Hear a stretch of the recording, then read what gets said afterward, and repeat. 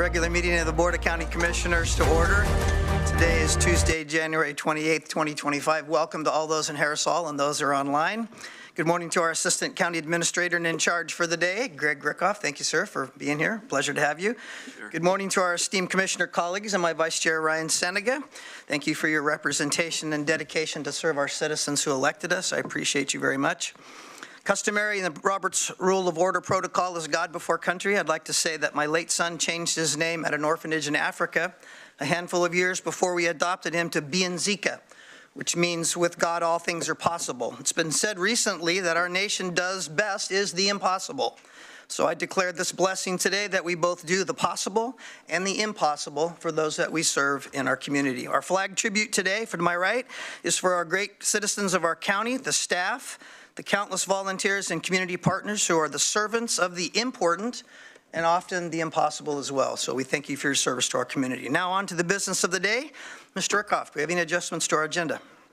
Chair Lovell, yes we do. We have one adjustment. We are going to bump item 6A, that is the Lane County Emergency Medical Services Task Force report by Eve Gray from today's agenda, and you will see it again next week on February 4th. Good, thank you very much. Is there any emergency business? No, there is not. All right, well, let's go to our public comments. I do have a special note for public comments today that I'd like to read. We do have some items coming up in the afternoon that we need to deal with. The public comment period is a time for the public to voice any issues, concerns, or suggestions to the Board of County Commissioners. A person is free to provide comment on any issue. However, if the issue or concern is related to an item that is or will be coming before the board in a separate agenda item that requires establishing a record, any comment provided during this public comment period is not automatically included in the record for that other item. For example, the board will be holding a public meeting this afternoon on an application for a comprehensive plan amendment and zone change to allow a quarry, generally referred to as the Hazeldale Quarry near Oak Ridge.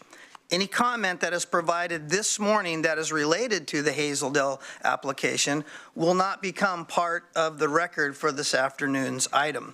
The board reviewed via public comment portal, an email from Mayor Cutchin of Oak Ridge. As just explained, this written public comment will not be included in the record for the Hazeldale matter.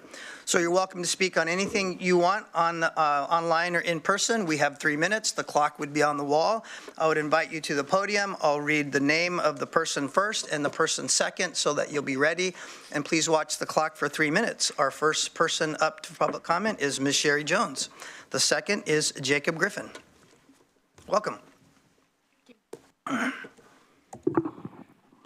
Thank you very much. I'm going to speak today about Lane County sanctuary plans. My name is Sherry Jones. I'm a resident of Eugene. I'm actually in Commissioner Farr's district. I am a Jewish person, an artist and an educator, a retired administrator, and someone who speaks up when I see an injustice or an opportunity to identify it.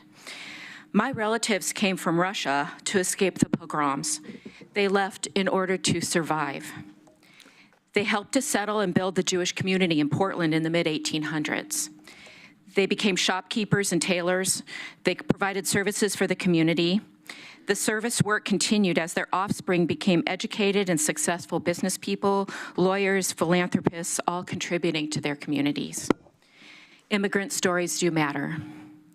This is why we need to do what we can to resist raids on our immigrant and refugee community members by finalizing the county plans for sanctuary. Trans stories matter. As a parent, I also must say that we must also prevent further intimidation, fear-mongering, and hate toward our transgender citizens by again resisting the predatory laws that are being passed down by the federal government that especially hurt our trans and non-binary children, as well as our trans adult community. A community task force is in order to make recommendations for gender-affirming services. We must stockpile HRT, or hormone replacement therapies, to support all trans lives. It is cruel and unusual punishment to not do this when we know that we can. We can do this with mifepristone in Oregon. We can certainly do this with life-supporting hormones, these life-supporting hormones also. The federal government is pushing children and adults into hiding and assimilation, just as what happened in Germany less than 100 years ago. Have we not yet learned? Thank you for the opportunity to speak. Thank you. Jacob Griffin. Up next is Laura, after him, rather, is Laura Shu. Good morning, Commissioners. I was not going to speak today because I've spoken to you twice and I felt others should have a chance. And then this weekend, several young trans people came to my home for a gathering we were having, and one of them said, "I never knew there were old trans people." Beyond feeling slightly offended by the adjective, that was striking to me. And then last night, the federal government did something that made it essential that I speak today. Last Monday, the new administration adopted a series of policies designed to harm trans people. Some of these policies were designed to specifically target trans women federal prisoners by dehumanizing them and repealing federal policy in order to facilitate the assault and the rape of these women. It is practically written into the order. Last night, the White House announced that it halted all federal aids and grants until Marxists, green aids, and transgenderism were rooted out from all aspects of federal government. There may be a few Marxists around here. There are a lot of transgender people here. The president has found a way to demonize us and blame us for the inevitable disaster that awaits this plan. We didn't have time to lower the price of eggs. We had to get rid of those transgender people. Efforts to stop this plan depend on the willingness of Congress to fight Trump in court over oversight of the budget. If there are any of you who believe that Mike Johnson is going to fight Donald Trump in court to take back his power, I am proud of you. We know that the decisions you will face out of this will be difficult, and you will feel that we are a group easy to discard in the name of larger good. We cannot allow that to be your decision. We need you to be an active barrier to our destruction. We need you to speak up for us in your communities. We need you to be our advocates with your constituents and with state and federal authorities. We need you to unwind whatever complications you believe will help us, will be a barrier to helping us with our medical needs. We ask you to be far more forceful and forward-thinking than simply saying it is not possible. We need you to understand that the danger factor to trans people has now become astronomical. Our president recently pardoned 1,600 felons and allowed them to have guns. Now he has targeted us on an official level. This is not hypothetical. This is not fantasy. This is here in the United States, in a country that I was born and raised in. I spent 30 years in public service. I loved my country and I cared for its people. I need to know that Lane County will protect us from those choices here in our home. Thank you. Thank you very much. Next up is Laura Shu, followed by Deborah Higbee. Just put it right there on that table. We'll get that. Thank you. Good morning, Commissioners. Excuse my nervousness through this. I'm Laura Shu, and I live on Sunny Drive and River Road. We've discovered that many streets in the neighborhood with over 500 homes, as well as 200 or so in Santa Clara, are local access roads, or LARs, and that homeowners are responsible for maintaining these roads. These are not real LARs, gravel roads out in the country that give a few homes access to county roads, but rather misclassified paved residential roads full of homes. Most of these are LARs because back around the 1950s, there were no set standards for admission into the county road system. So whether a road was admitted was happenstance. There's nothing that physically distinguishes them from county-maintained roads in our neighborhood. Some are wide, some are narrow, some are dead ends, some are through streets, just like county roads. Some have no curbs or sidewalks, just like county roads, and some even have curbs, gutters, and sidewalks. I've talked to many residents on my dog walks. Most have no idea they live on LARs. The last chair of the River Road Community Organization, who was also a planning commissioner, didn't know that he lives on an LAR. The current co-chair recently developed homes on an LAR and had no idea. LAR residents have been paying transportation taxes faithfully and assuming that government will perform one of its most basic functions, To tell folks now that those taxes paid have been only to benefit other people and that they have to come up with thousands of dollars to maintain their roads is preposterous. Over 7 decades, no one has stepped up to right this wrong. I ask you to do so now. The fair solution is for you to pass an ordinance admitting all residential LARs within the urban growth boundary into the county road system. You're short on money, so pass it with no immediate increase in budget. They won't get immediate maintenance, but they'll have an equal opportunity at future maintenance. Yes, this may end up delaying work on other roads, but LARs have had their work delayed for decades. It's simply not fair to continue to put everyone else's roads and interests above misclassified LARs. You may prefer to wait for the city to annex these roads, understandably, but this, at best, will take years, and our roads can't wait that long. Plus, there's no guarantee the city wouldn't continue them as LARs. These are county roads. The county created the problem, and I urge you, our county leaders, to fix it now. Do the impossible. Do the possible, both. Thank you for your time. Thank you, Laura. And up next, Deborah Higbee, followed by Polly Habelston. I think that's right. Correct me if I'm wrong, please. Good morning. Thank you so much for this opportunity to speak before you. My name is Deborah Higbee, and I live on Dalton Drive and own a home on Fairway Drive. I have owned both homes since 1997 and 1999, respectively. I recently learned that last November that both homes are on roads that the Lane County government takes no responsibility for, maintaining or repairing. It's up to residents to do that. That was a real big surprise to me.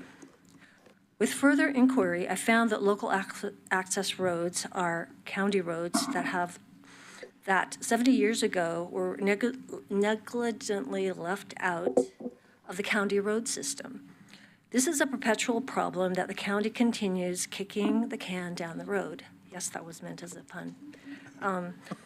So the River Road LAR streets do not have homeowner associations to collect dues to find road maintenance and insurance. I'm a president of an HOA and understand the process. Setting up an HOA for each LAR street would require a huge effort given that homeowners are not anticipating road expenses and many are on limited or fixed incomes. It's clear that an HOA is an impractical solution, even though homeowners are currently liable if someone gets injured due to the condition of the public road in front of their homes. The homeowners on Fairway Street, a street that's really in very bad shape, has attempted to resolve the problems themselves. Through email exchanges, homeowners expressed concern. One explained that they were personally putting gravel in the pothole in front of their house. Others explained that they could not afford the expense of paving the street and were concerned about losing their homes. This reminded me of what people must do in developing countries. Do the work themselves that governments cannot do, that the government cannot do. We live in a representative democracy where elected officials help resolve collective problems.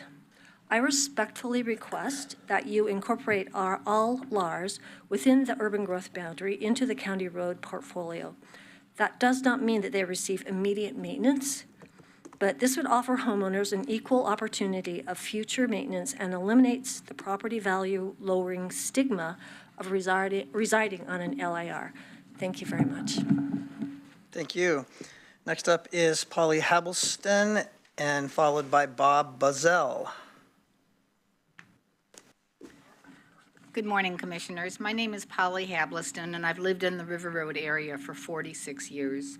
We purchased our home on Dalton Drive in 1979. As has been reported by Laura and Deborah, there was no mention of Dalton Drive being a local access road when we bought the house. It was a few years later that a neighbor explained to us that they had taken up a collection about a year before we moved into the neighborhood to get the funds to seal the road and fix it up.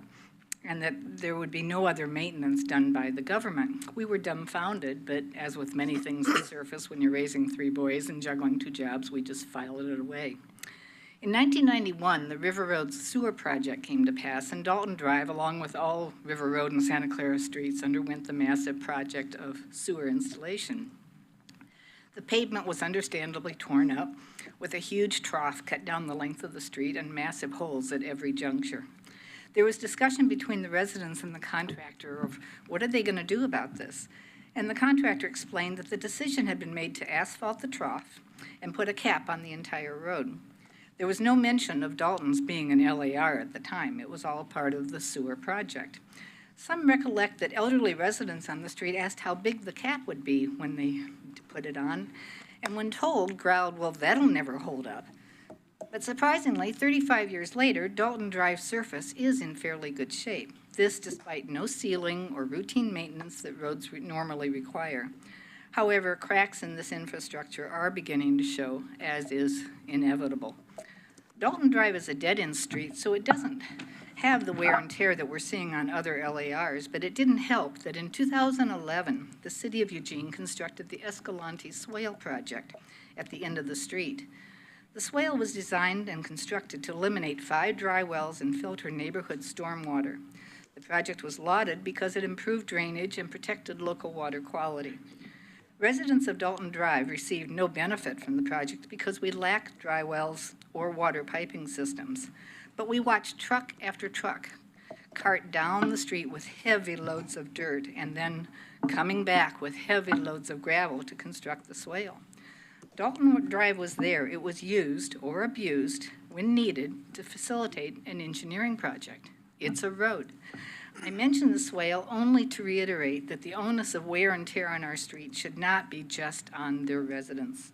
LARs are an archaic designation evolved by your predecessors to avoid setting and maintaining standards of roads in our neighborhoods.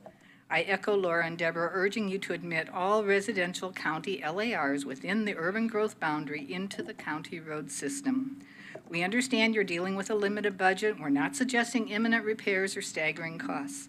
We just want all county roads to be in the queue for future maintenance as needed.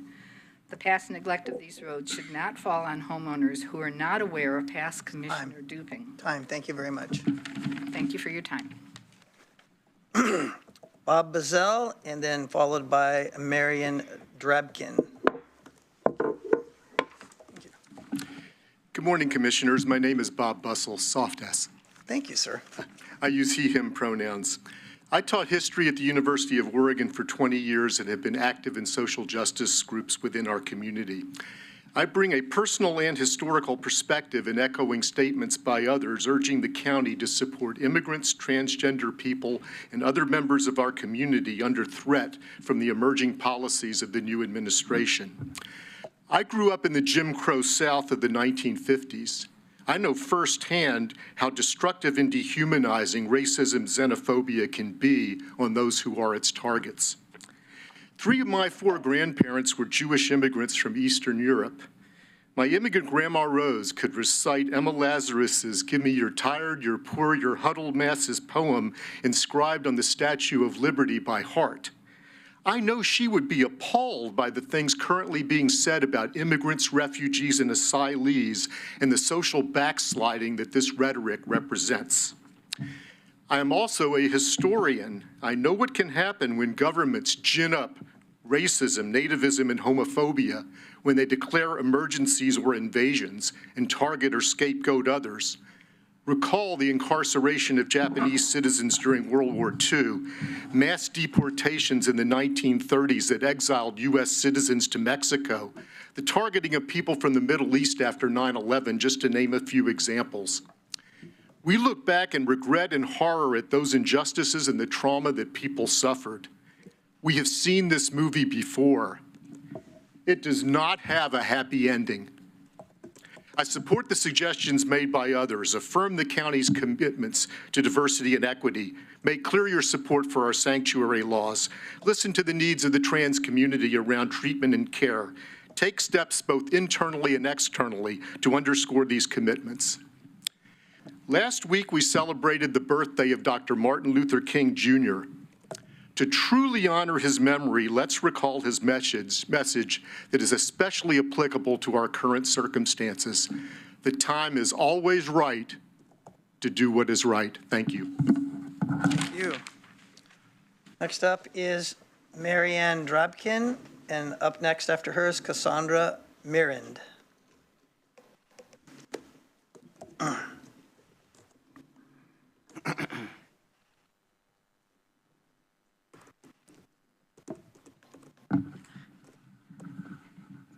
Thank you for allowing me to speak here. I'm Marianne Drabkin. I'm a resident of Eugene. We came here 7 years ago when our granddaughter was born. And we bought a home here, and we've been very happy here. And we have felt safe and protected in this community and have never received anything but kindness.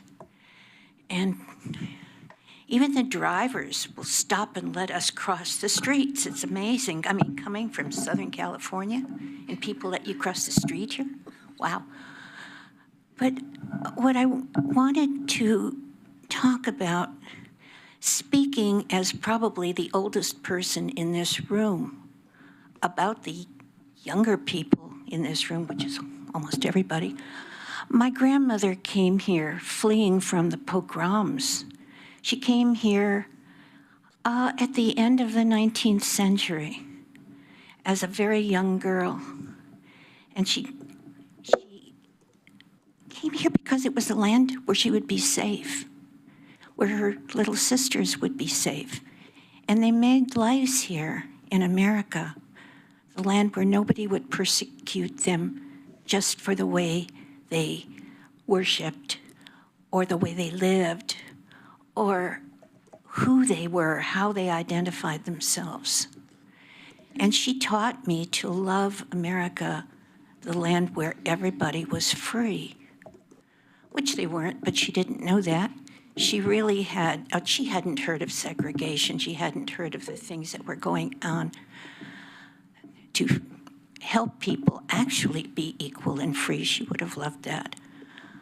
But she taught me to love the United States as the land of freedom. She used to tell me I should get down on my knees and kiss the ground and bless this country. And I always thought that everybody would be heard here and be treated equally. I was a librarian for over 30 years, working with children and youth. And children came to the library to be sometimes safe from bullying and sometimes to find out who they wanted to be or who they really were, or to make sense of their own search for themselves. And I always supported these children as a librarian. I still do, although I'm not working. And now I see some of these children as young adults, and many of them are trans. And they are still the same beautiful people. They have identified themselves in a different way from the way that is supposed to be the norm. They are the outliers. But this country has always supported outliers and given them sanctuary. And I ask that you continue giving sanctuary to the outliers. Thank you for your public testimony. Appreciate that. Next up is Cassandra Mirand.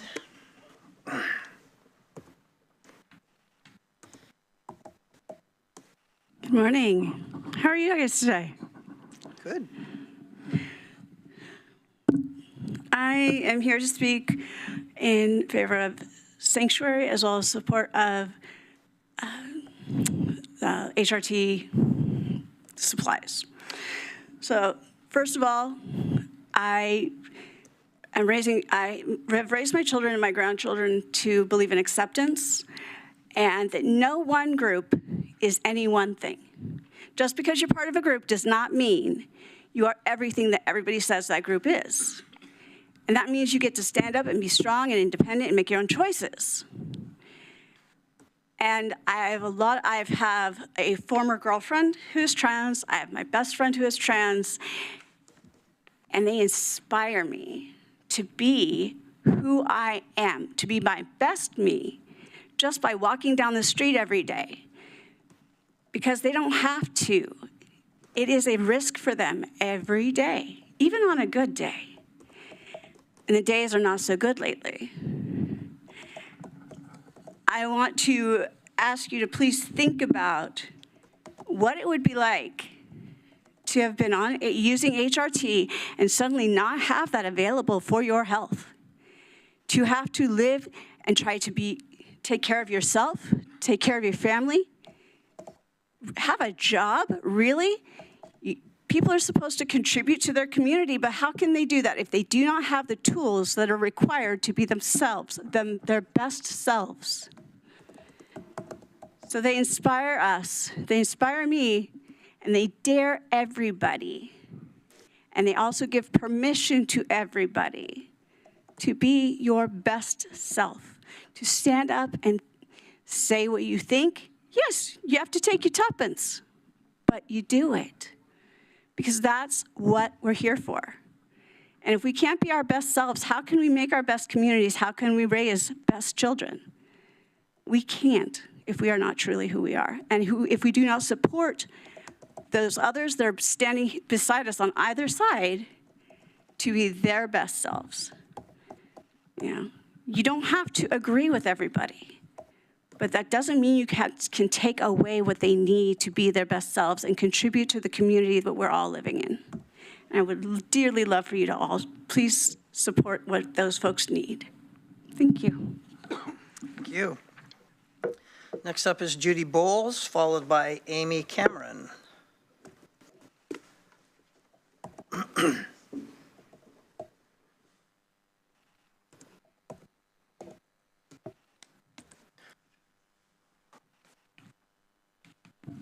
Good morning, Commissioners. My name is Judy Bowles. I live in Lane County in Santa Clara. I am a member of the Temple Beth Israel Board of Trustees and the former finance director of the city of Springfield. I want to be clear that I am speaking as a private citizen, not as an official representative of Temple Beth Israel, although I anticipate that the board will make a statement on the topic of sanctuary. I see on the county's website that the mission of Lane County Public Health is to promote and protect the long-term health and well-being of members of our community, and the mission of the sheriff is to make Lane County a safe place to live. Right now, there are harms directed at immigrants and transgendered people who live in our county. There are others who can speak to the specifics of the situation better than I can. However, what I want to say really and request is simple. Confirm the protections that the state of Oregon has established for immigrants here in our county and include transgendered people whose well-being is in your care. In short, just live up to your mission. Thanks. Thank you. Next up is Amy Cameron, followed by Corey Bostetter.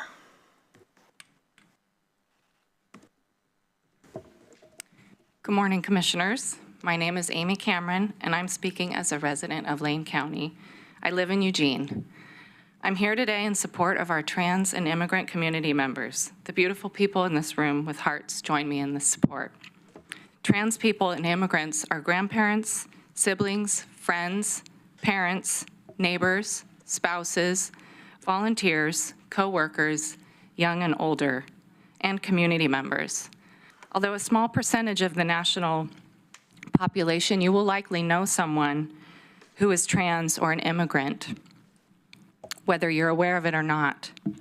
They exist and they matter. People are people.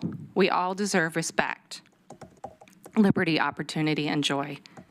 The federal executive orders are stoking hate and fear and are antithetical to our values the state and county have proclaimed.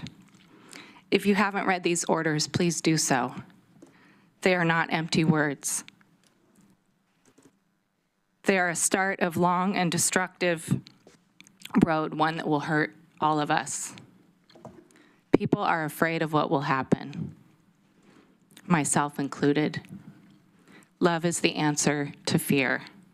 Embracing the fullness and variety in our community is essential. We need your action and bravery to protect us from the federal government's onslaughts on our rights. Being ourselves is not a crime.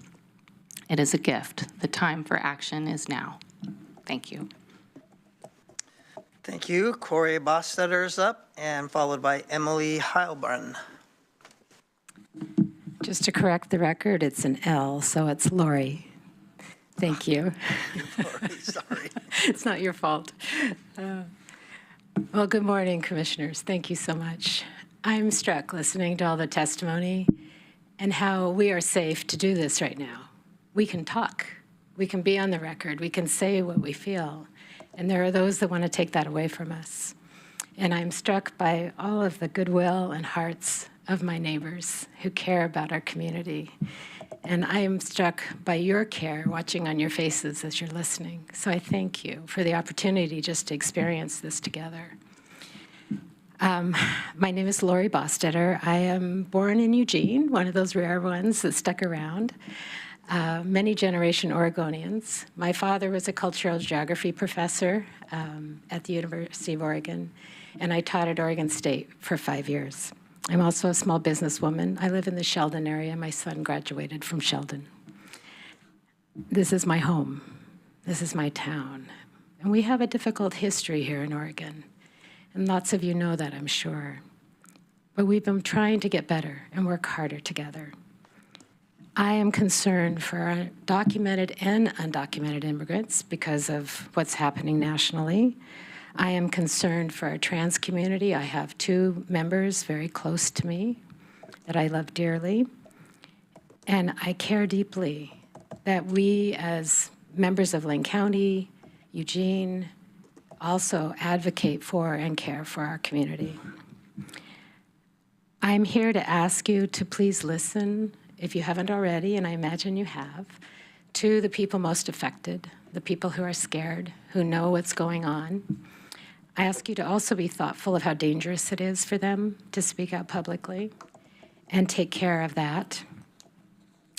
And I want to particularly focus on one concern because many people will address the others, and I agree with them, and that is HRT.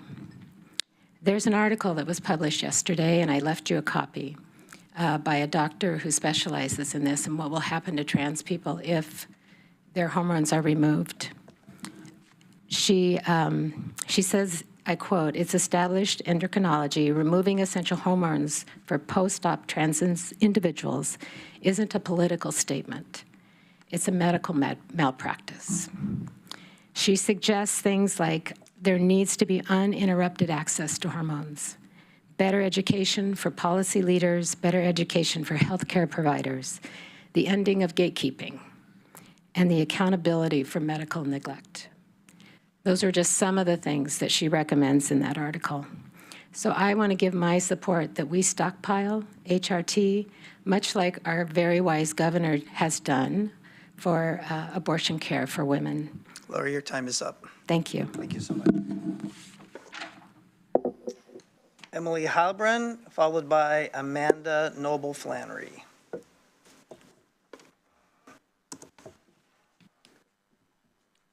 Good morning, Commissioners. My name is Emily Heilbrunn. I use she, her pronouns, and I'm a resident of Eugene and Lane County. It's been a little over a week since President Trump took office. In that time, he has taken many actions which have put people in our community in fear. Those most in fear are trans people and immigrants. Trans people are an integral part of our community. They are all ages. They are students and workers and retired people, siblings, parents, and grandparents. They are our neighbors and members of our faith communities. Like everyone else, they deserve to live safely and happily in Lane County. One of President Trump's first executive orders says that trans women in federal prisons must be housed in men's facilities and directs the government to remove anti-rape protections for trans prisoners. He has also ordered the federal government to stop funding gender-affirming care. I mention these orders because they show clearly the intent of this administration and should indicate to us all that much more can be expected in the future. They make me afraid, and they certainly make my trans friends afraid.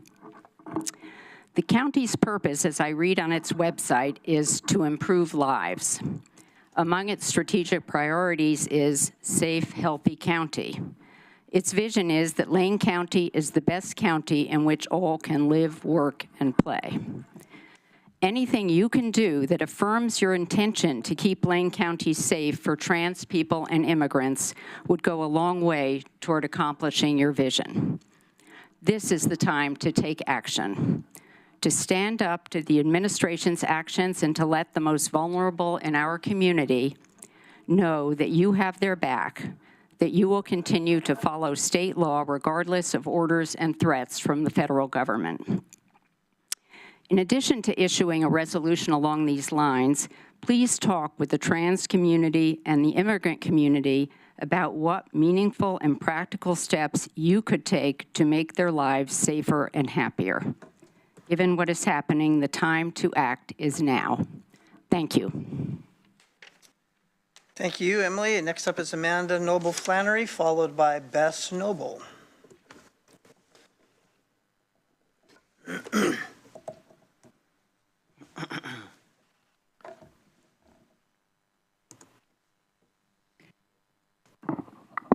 Good morning. My name is Amanda Noble Flannery. My pronouns are she, her. I'm speaking today as a Lane County resident. I live in Eugene. Today, I want to thank you for the exploratory work you're undertaking related to sanctuary county actions and urge you to put protections in place and close loopholes right away. Local governments serve as a crucial buffer against potential inequities or rollbacks at the state or federal levels. We rely on you to be an unwavering layer of protection for our diverse communities. As speakers before me have shared today, this is especially vital for our trans communities. As you likely know, the feds issued a gender policy last week. That policy is so ugly, so clearly, viciously intended to punish and destroy. We are asking the board to work with county departments to issue a joint statement affirming that they will follow state law regardless of what the federal executive orders say. Additionally, I'll note that I recognized Commissioner Lovell's opening remark about doing the impossible from President Trump's inaugural address. I will admit feeling disappointed and concerned that we are hearing quotes from the president while working to keep people safe from the policies that he is working to implement. Your leadership in equity reminds us all that justice begins at home. Embracing the fullness and variety in our community is essential. The threats are real, and the time to put safeguards in place is now. Thank you. Thank you. Next up is Bess Noble, followed by David Eigel.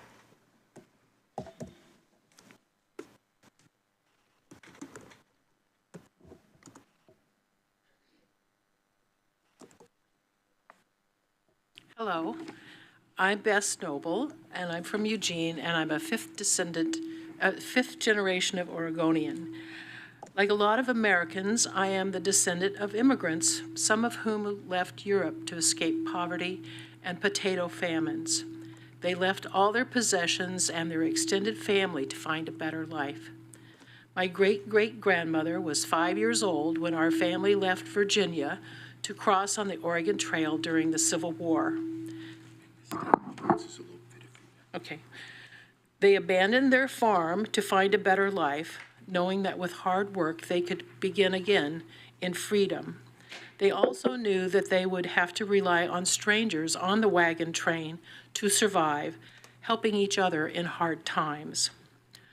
All the major world religions teach that we should welcome the stranger, give them clothing, food, and shelter. We are reminded that what is done to others whether it's good or ill, will have an effect on us personally. So we should show respect and compassion. Regarding trans people, even though a very small percentage of Americans are trans, whether you're aware of it or not, you likely know someone who is trans.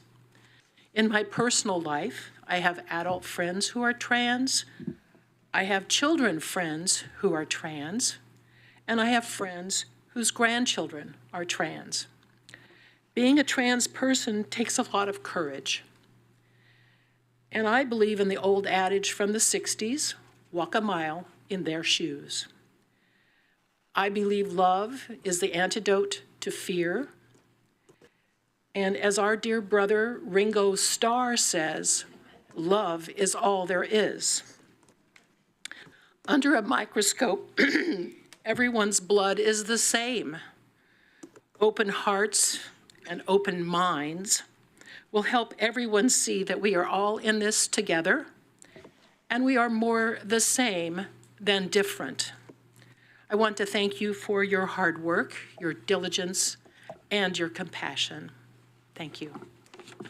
Thank you, Bess. Next up is David Eigel, followed by John Brockman. Good morning, David Eigel. During the 1950s, a fear campaign was waged against alleged communists. False and unsubstantiated accusations were widely used to gain political advantage. In our era, accusations of alleged racism are similarly being used. There are only 2 known documents that exist that relate to Professor Dunn being or not being the Eugene Exalted Cyclops. Had Dunn been the Exalted Cyclops, there would have been countless documents. This would have been widely known in Eugene, and there never would have been a Dunn Hall. The centerpiece of the U of O Dunn report is a typed list of chapter chairmen. The report begins and ends with this list. The Oregon Historical Society Research Library has informed me that the list is not an authenticated Klan document, as the report implies. It has 0 evidentiary value. The second is a letter from Dean Sheldon to a mutual friend of himself and Professor Dunn that includes, in fact, the president is said to be our old friend, the head of the Latin department. As is usual in such cases, the wildest rumors are afloat. A large number of faculty members are supposed to be Jesuits in disguise. The whole thing is very silly. The authors misrepresented Sheldon's laughing at the idea that his friend was the local head into Sheldon's confiding that he'd heard Dunn was the head. Sheldon's History of University of Oregon, published in 1940 after Dunn's death, made many positive references to and related to Dunn. No mention is made of Dunn, the Klan, nor even the Klan itself. I pointed out at last December's U of O trustees meeting that President Scholz's office has claimed to have incontrovertible evidence that Dunn was the local Exalted Cyclops, but after repeated requests, the office was unable to produce this evidence because it doesn't exist. I request that the commissioners ask the U of O president's office to either present their evidence or to acknowledge that it doesn't exist, and if the office has any information that would discourage Professor Dunn's being honored by the county. I also request that during the response period today, that any commissioner who is opposed to my request state their reasons why. Professor Dunn lived a life of love, equity, and inclusion. He was one of the most racially progressive people in the United States. He was very ecumenical, and he gave a total life of commitment and love to this community. Thank you. Thank you very much. Next up is John Brockman, followed by Lori Bostetter. Oh, we did. She got on twice then. There you go. Thank you for correcting that. So John is up. Thank you very much. My name is John Brockman. I live in the River Road area, and I use he, him pronouns. I came here just on an impulse. All these people are so eloquent and well-prepared, but I just, listening to the news and watching what's going on, and understanding that Oregon's a sanctuary state, and we don't have a supportive federal administration right now for that. And ICE is going to be conducting activities everywhere. And I could imagine a scenario where maybe ICE stages an activity, neighbors tell neighbors, and good citizens show up to make sure ICE behaves themselves, and maybe other citizens show up to support ICE. And it just seems like that would create a terrible dilemma for the police and or law enforcement. It's either city police or sheriffs. And I just wonder if we're prepared for that. Does everybody understand the difference between right and wrong? Do we have a consensus on that?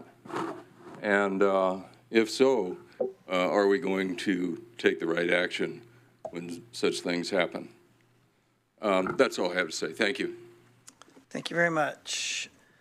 That's the end of my list for anyone that signed up in Harris Hall. I'm going to go first to the online folks and then come back to Harris Hall to ask if there's anyone that is still lingering. So, Jess, is there anyone online that wishes to speak by raising of their hands? Those joining us virtually, if you would like to give public comment, please raise your virtual hand.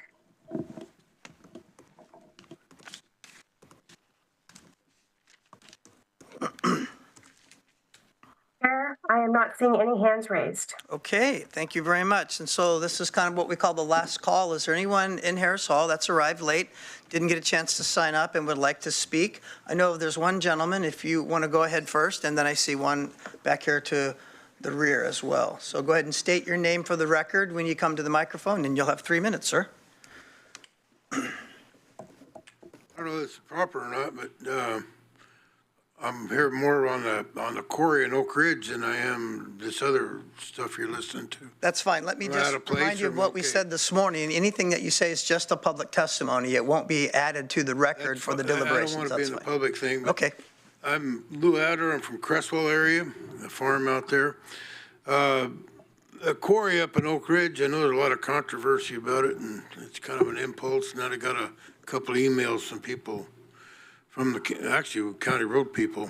And I want you guys to be aware that in 1964, they had big floods, Christmas floods. I was a kid, about 15 years old, and they were looking for sources of material in Oak Ridge at that time because they had a big washout. And I want you to be aware that if you've got that source and it's permitted and can be operated with good restrictions, I mean, it's got to be, keep a thumb on it. You've got a source, if God forbid you have an emergency in that neck of the woods, you've got material at hand. You don't have to haul it from Eugene or Cottage Grove or wherever. And that can be operated. I've operated quarries for, 50 plus years. And I'm retired now. I just chase grandkids around and one thing to other, but fishing when I get a chance. But, the main thing is that quarry is a valuable asset. Not only, I don't know who the hell owns it, and I don't care. I don't have a body cell in the game. But the thing is, if you have an emergency up there in that area and you need a big source of material, you don't have time for all these hearings and gabbing and goobly-gook.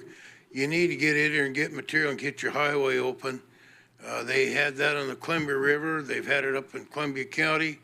I've seen it happen over the years. And if you've got your source, it's permitted and ready. I don't know who owns it, but there's not enough activity in Oak Ridge to keep the two main people up there busy now anyway. So whoever owns it's just hoping for something. And but anyway, that's just it might be in here. I don't want to be getting the public testimony or anything, but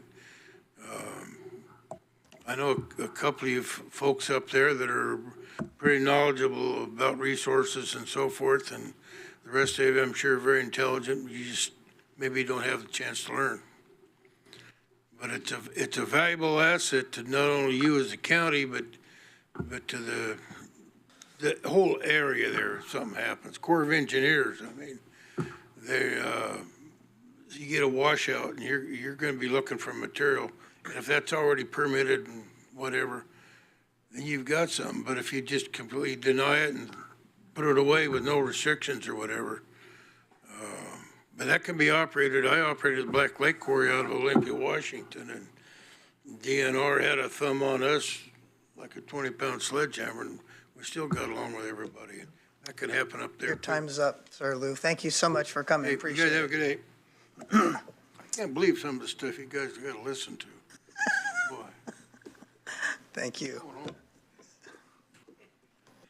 Please state your name for the record. My name's Bernadette Ross, and I came in with my husband and just planned on being a part of the group here.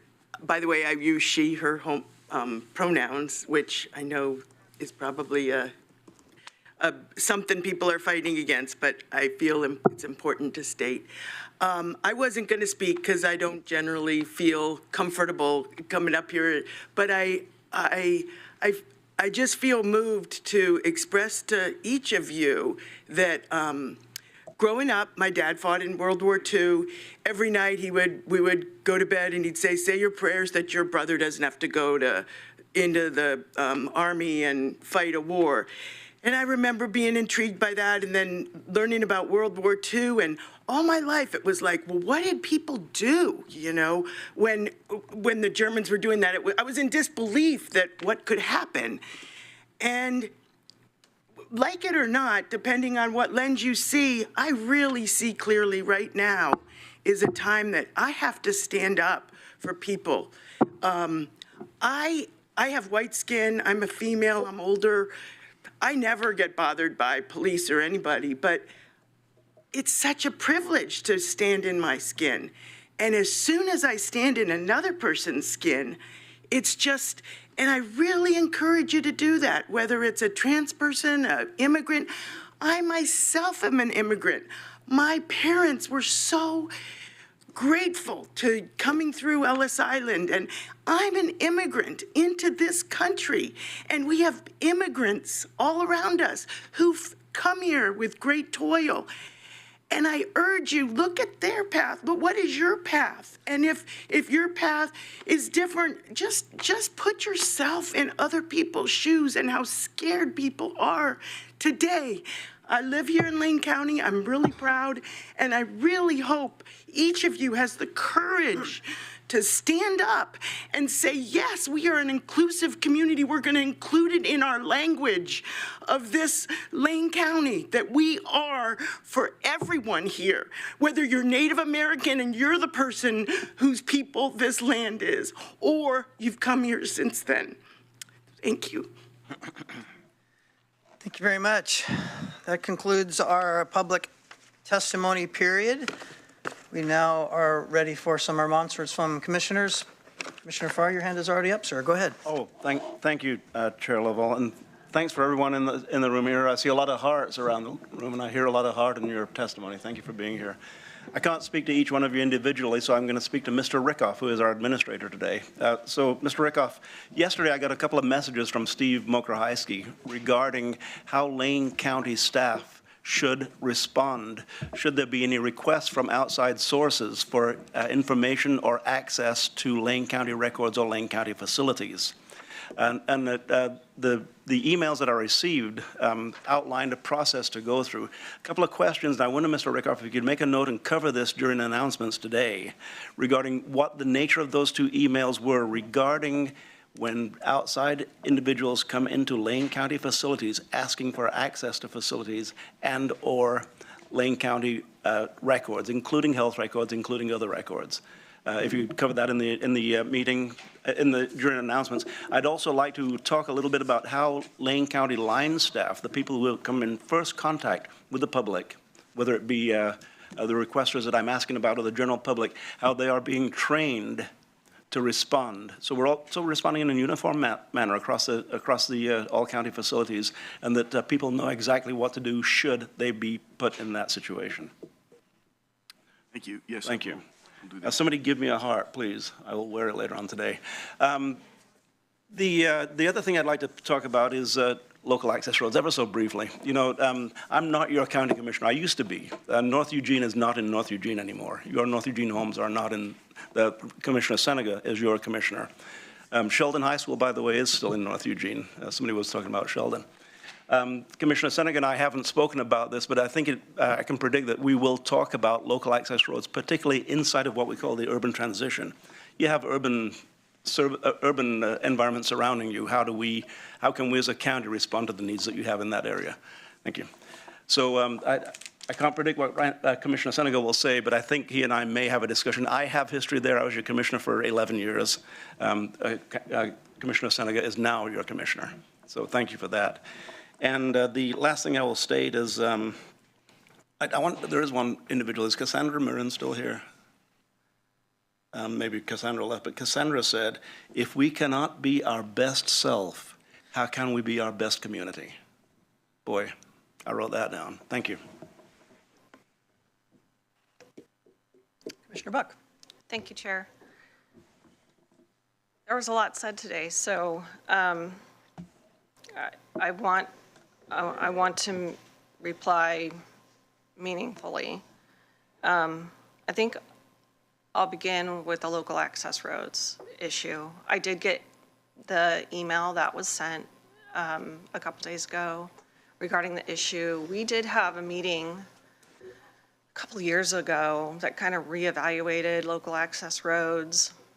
I have to say I'm not a fan of local access roads, specifically because of the issue where people didn't know that they own and are responsible for a portion of their road, which is something they learn later on when they want to get the road up, fixed, and they call the city or they call the county and want it fixed.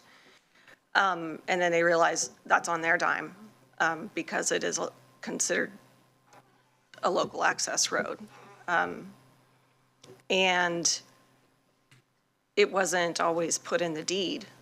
So people wouldn't know. And when you do paperwork, mortgage papers are this big and you don't read every word in it. And people are caught off guard. And then usually it comes to our attention when there's a major event or a big issue in the road that needs repair. And a lot of people are blocked from access, ingress and egress from their homes. And that happened because there was an issue in Florence in a very similar situation, and then hundreds of people couldn't get in and out of their home. We had to figure out what to do. Ultimately, at the time, we decided to continue local access roads, but to make sure that the language is very explicit in agreements so people in the future would know. My personal preference would be to discontinue local access roads in the future. The reason that wasn't necessarily the result was because making roads up to current standards is expensive and it increases the cost of the residential property. And you're trying to keep costs down for housing. It is a really weird balance to try to make, but this issue continues to arise. People are continually caught off guard and often will never have the money necessary to make the upgrades in the road. And it's shared, so you're not the only one. Sometimes people go and try to vacate, what we call vacate the road, a technical term, for them to acquire the road. Then it's a private road, so if you do updates, then it's yours and yours alone. And you can limit access. Regardless, I am open to future discussions on this particular topic because it does come over and over. I'm going to now switch gears to some of the other commenters. Thank you, all of you again, for coming out at 9 o'clock on a Tuesday morning, one of the most inconvenient times for people to come. But we appreciate your testimony. And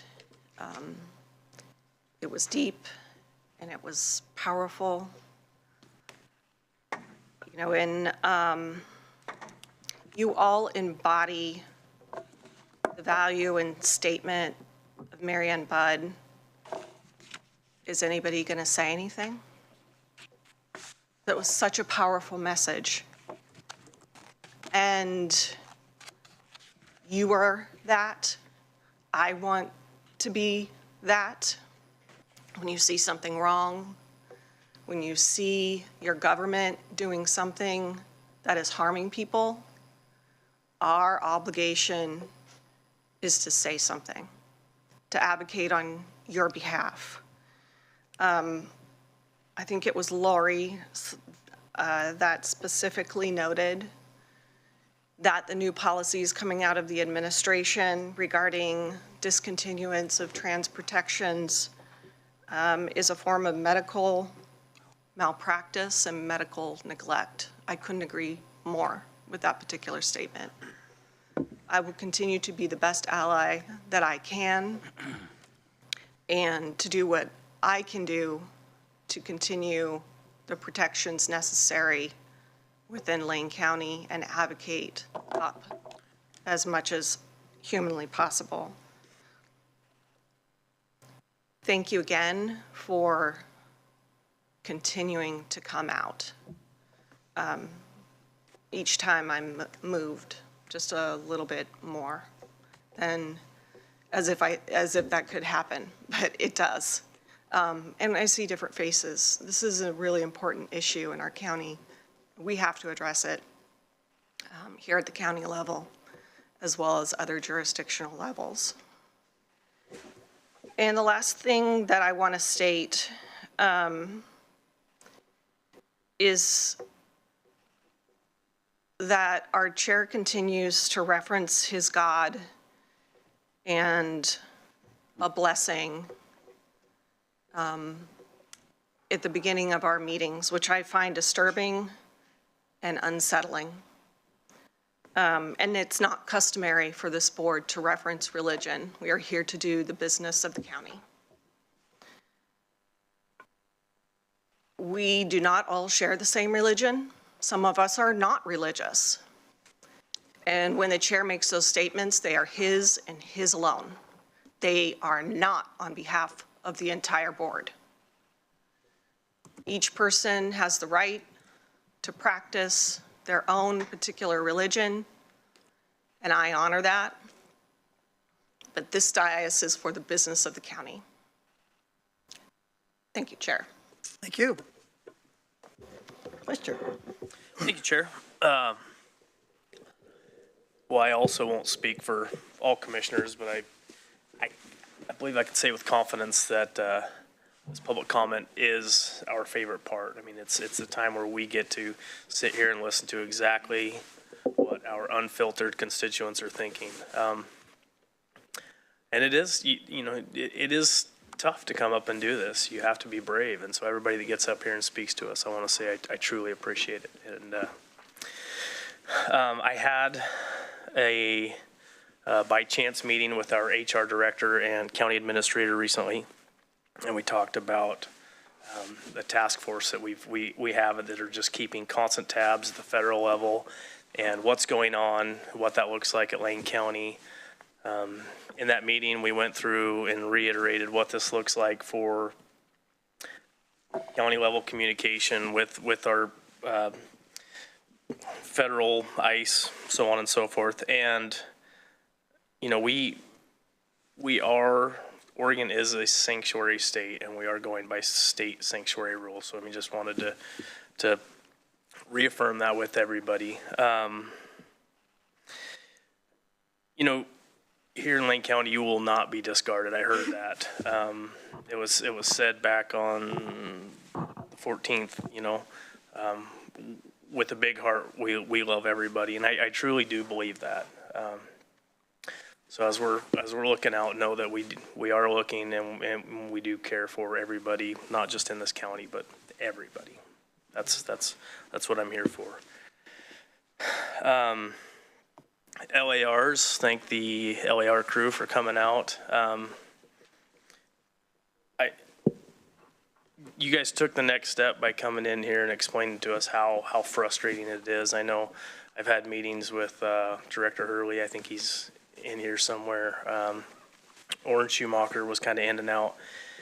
And it's the only time we've sat there, and to what Commissioner Buck's point is, we agree this doesn't make sense, and yet that's what we're forced to do. So I'm going to pull Commissioner Farr here. Rickoff and ask that I might forecast a commissioner business later for a presentation on LARs and what we can do to change some code on that, because I've been working with our roads department, and they don't like it either. They don't like having to tell somebody that pothole's theirs, that they can't come out and fix it.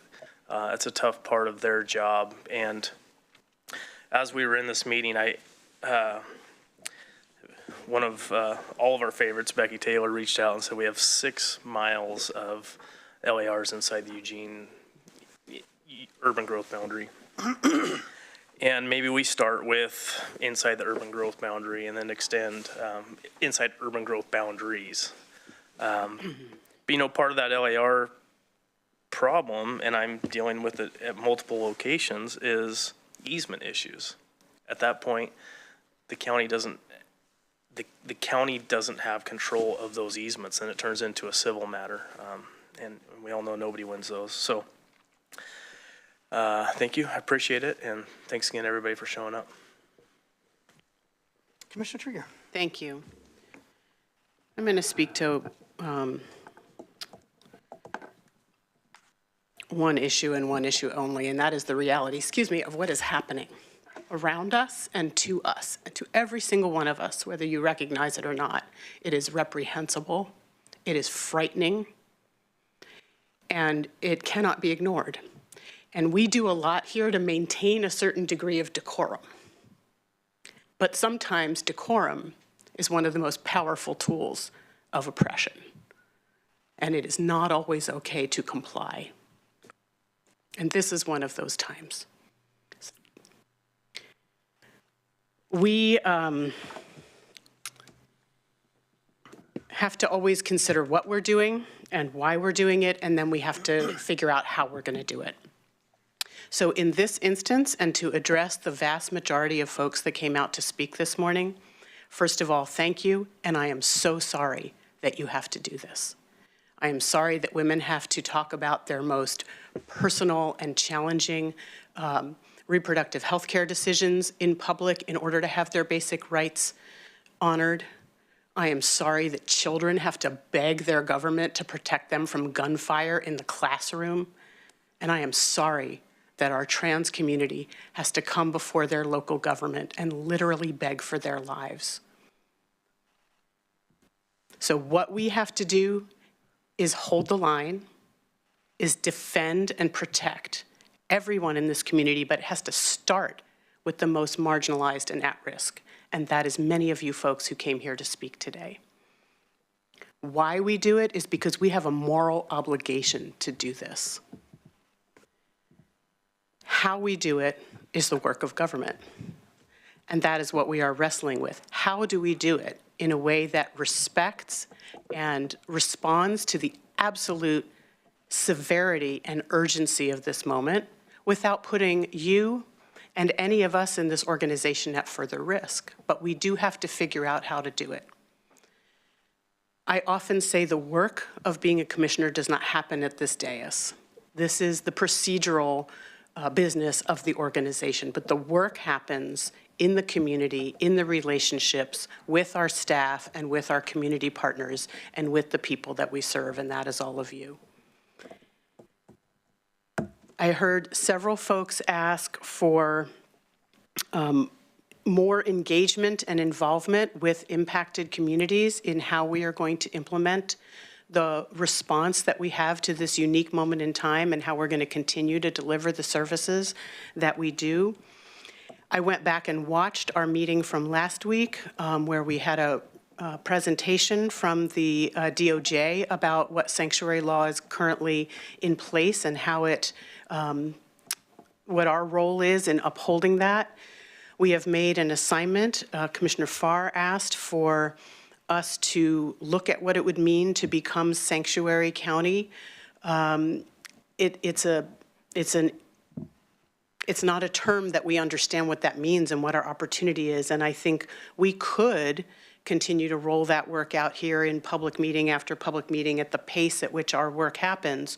Or we could listen to what community is asking, and we could fulfill what actually I heard in the presentation and the recommendation of our staff last week, and that is work directly with the community, have the staff work with community, with affected community to identify what they need, what are our opportunities to meet those needs. A lot of that is going to be operational and administrative, and it doesn't need this board. It needs the work to happen on the ground with community. So it's my hope that our administrator can go back and review the conversation from the last meeting, the words of the assignment, and what we heard in public comment today, and consider that the assignment is being met if that work is being done, if impacted community is being engaged.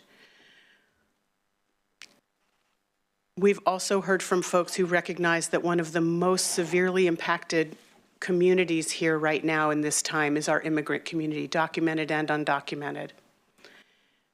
Those folks cannot come to these public meetings to voice their concern and their very real fear and risk. But we have trusted organizations and links to those organizations within our staff that I'm hoping can reach out and do that important work to let them know that their local government is listening, is in partnership with them, is here to work with them to do whatever we can. And lastly, because several people called for us to make a public statement, I'm in favor of that. I will make a public statement every week if I have to. But I also, as I have before, want to remind folks, particularly my 4 colleagues, but all of you, we have made public statements. So now it is the how. How do we live up to that public statement? And in part, last June, we had a board order codifying a position recognizing June as Pride Month, and a portion of that statement read that we remain dedicated to fighting for transgender equality, recognizing the unique challenges they face. We must amplify their voices, break down barriers, and ensure our county is an inclusive haven for all. Within our organization and services, we persist in championing gender-affirming care by recognizing and respecting transgender and non-binary identities. We create an environment where they feel genuinely supported. Studies show that gender-affirming care saves lives by promoting mental well-being among gender-diverse populations. All that said, and again, this is a uniquely dangerous moment in this country's history. And I hope everyone here recognizes that not all of us feel that danger in the same measure, and not all of us have the same ability or position to address that danger and stand up to it. While trans people represent a very small, less than 1% of the population of this country, you know what else does? Billionaires. But you know whose needs are being prioritized right now? You know who is leveraging the power of their extraordinary financial privilege? The president of this country and his supporters. That is the real threat. Thank you. Thank you. And I echo many of the comments of my colleagues in the courage for you folks to come out and stand in front of a microphone and tell us your feelings and your concerns are very courageous, and I thank you for that. We as a board, although we may have different positions politically, even religiously or subjectively, we are all on the same page of protecting our citizens of this community. And there were some great quotes by folks, and there was one that Commissioner Farr said that I thought was extremely well done. But I also think that, Bernadette, when you came just lastly unprepared to talk, I think your quote moved me as well when you said about your prayers for your brother doesn't have to fight in a war. And I remember my parents telling me that during the Vietnam War when I was little as well. So not only did you capture my heart there, but you also captured it when you said, I see clearly what I have to stand up to people and the privilege to stand in my own skin. And many times, oftentimes, I personally forget the privilege that I have standing in my skin. And I thank you for bringing your hearts taped to your chest or pinned to your chest to let me know what it's like to stand in your skin. And I think the challenge that she stood bravely by the microphone and said, I encourage you to stand in others as too. Each one of us commissioners are trying uniquely to do that. And in our statements that we've released to the public, I want to draw out to two of them. Our commitment as a board to the people that elected us and those that we employ as an organization, that commitment to serve those people hasn't changed. So I want to remind you of that. We are all in the business of serving those who elected us and those who work for us. And at the same time, too, we remain committed to our core values in Lane County, which are integrity, excellence, equity, and respect. And those are the things that you can hold to the fire, the feet to the fire, all of your county commissioners. I'd like to answer two things to my colleague who was offended by something that I may have said. I want to remind my colleague that freedom of speech goes with everyone, those that come to the microphone and those that serve. I swore an oath, and a constitutional oath, to uphold freedom of speech. And not only do I intend to protect that vigilantly with my life as I served in the military for those, I also will protect it for myself. And for Amanda, cross-referencing a quote from the president, I would remind you that Luke 18:7 says, "The things which are impossible with men are possible with God." This nation was founded upon a principle of a Christian foundation, and that's where I got my thought that we are a nation that is continually doing the impossible. So I'm hoping that that trans comment that you may be connected with Donald Trump, our president, only indicates that perhaps maybe he's reading his Bible as he should. So I thank you again for coming here for your public comments, and we will move on to the business at hand with our consent calendar. The consent calendar, all the items listed here are considered to be routine. Excuse me, we have to be quiet in the audience here. I'm sorry, please remove your comments, please. That was not, please remove. Pause the meeting. Excuse me, I'd like to recess this meeting, please. This meeting is recessed for 10 minutes.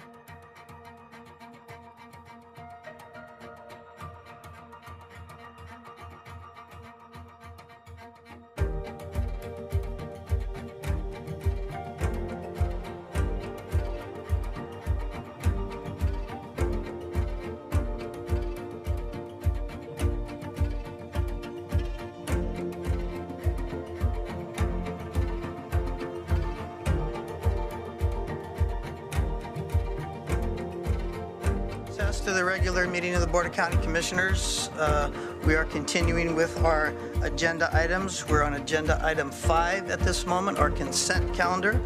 All items listed are considered routine by the Board of County Commissioners and will be enacted by one motion in the form listed as a consent calendar. There will be no separate discussion of these items. If a discussion is desired, an item would have been removed from the consent calendar and would be considered separately. Is there a motion for the consent calendar, please? Yes, Chair. I move to approve the consent calendar for January 28th, 2025. Good. Do I hear a second? For the consent calendar, do I hear a second? I'll second. Thank you. Is there any discussion to the motions? No discussion on the consent calendar. Okay, typically, yes. Okay, well, would take care for the vote. All those in favor of the consent calendar, please signify with an aye. Aye. Aye. Motion passes 5-0. Next item up is the Public Works items, number 7. Our first item is item A, Order 25012803, in the matter of approving a contract with Red Point Construction Management. And Dan Hurley and Jeff Orlandini are here for this item as well as the other two. So, gentlemen, if you would, go ahead. Yes, thank you, Chair. Good morning, Commissioners. So we're here with 3 items related to the Clean Lane Resource Recovery Facility. The first one is one we had at the board a few weeks ago when Commissioner Farr asked for more time to consider that. And so we're bringing that back for your consideration at this time. I'll give an overview of all 3 of them, and then you can decide if you'd like to take these one at a time or how you'd like to move through that. But the first one is for Red Point Construction Management. They would be serving as the owner's representative. And the function of the owner's representative is to be the liaison to the general contractor and with the architect, and to do overall project management for the project. So far, Jeff Orlandini, our Waste Management Division Manager, has been managing the project, and Jeff is highly skilled and, talented, but he has not managed a large construction project like this. The work is going to intensify as we get into construction, and he doesn't have staff to assign this project management task to. We also have not gone through a construction manager, general contractor, CMGC type of contract before, and so we would be wanting to have that expertise hired on. So that's what Red Point Construction Management would bring. We went through a competitive process and reviewed proposals and found as a committee that scored the proposals that Red Point would serve the interests of the county best. So that's the first contract. The second one is a contract with an architect firm called Robertson Sherwood Architects.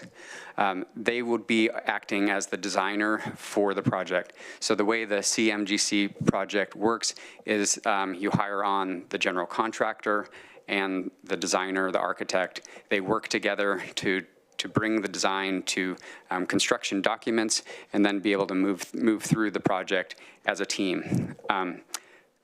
Robertson Sherwood is a team of professionals that encompass a variety of skills, including civil engineering, landscape architects, and stormwater, various functions that this team would serve. So we will need to have a design architect on board as we move through this CMGC contract.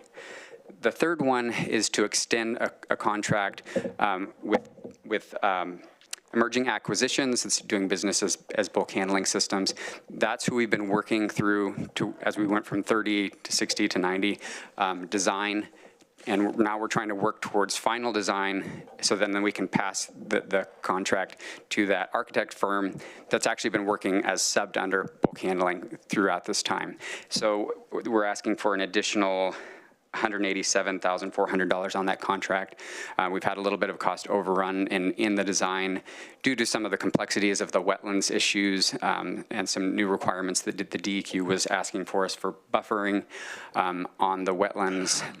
Also, one of our, the neighbors to the property, Warehouser, is asking for us to build a larger stormwater facility due to concerns they have for flooding of the creek that goes in between the two properties. So additional design work is needed to get the design to a final design so we can start moving forward. And so those are the three items. I just want to thank the board again for your support of this project. We've been working on this for more than 2 years now. We've executed a contract and have been moving forward to try to keep everything on track. You only see us every few months, but there is a team of people, including Tiffany, who joined us here, who's been helping with the contract, all the legal parts of it. We've also been working on the land use issues. The land use is our big hang up right now, and it might be good to come back before you, aside from these contract items, to give a more thorough update on the project. We will be having hearing about the appeal on the special use permit on February 14th. And so it might be good to come after that time and update you where we're at with the land use items. But these are the three contractual items that are needed to keep the project on track. It is important that we keep the project on track to the degree that we can. We do have some items in the contract where the county can be penalized if we cause delays in the contract to the tune of about $12,000 a day. So we need to keep this project on track. And if you have any questions on that, we can go into more detail. And Jeff is closer to the project and can get into the weeds if any questions you might have.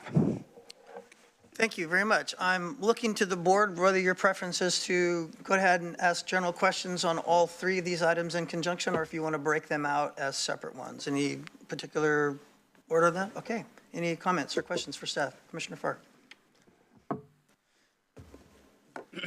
We have been working on this a long time.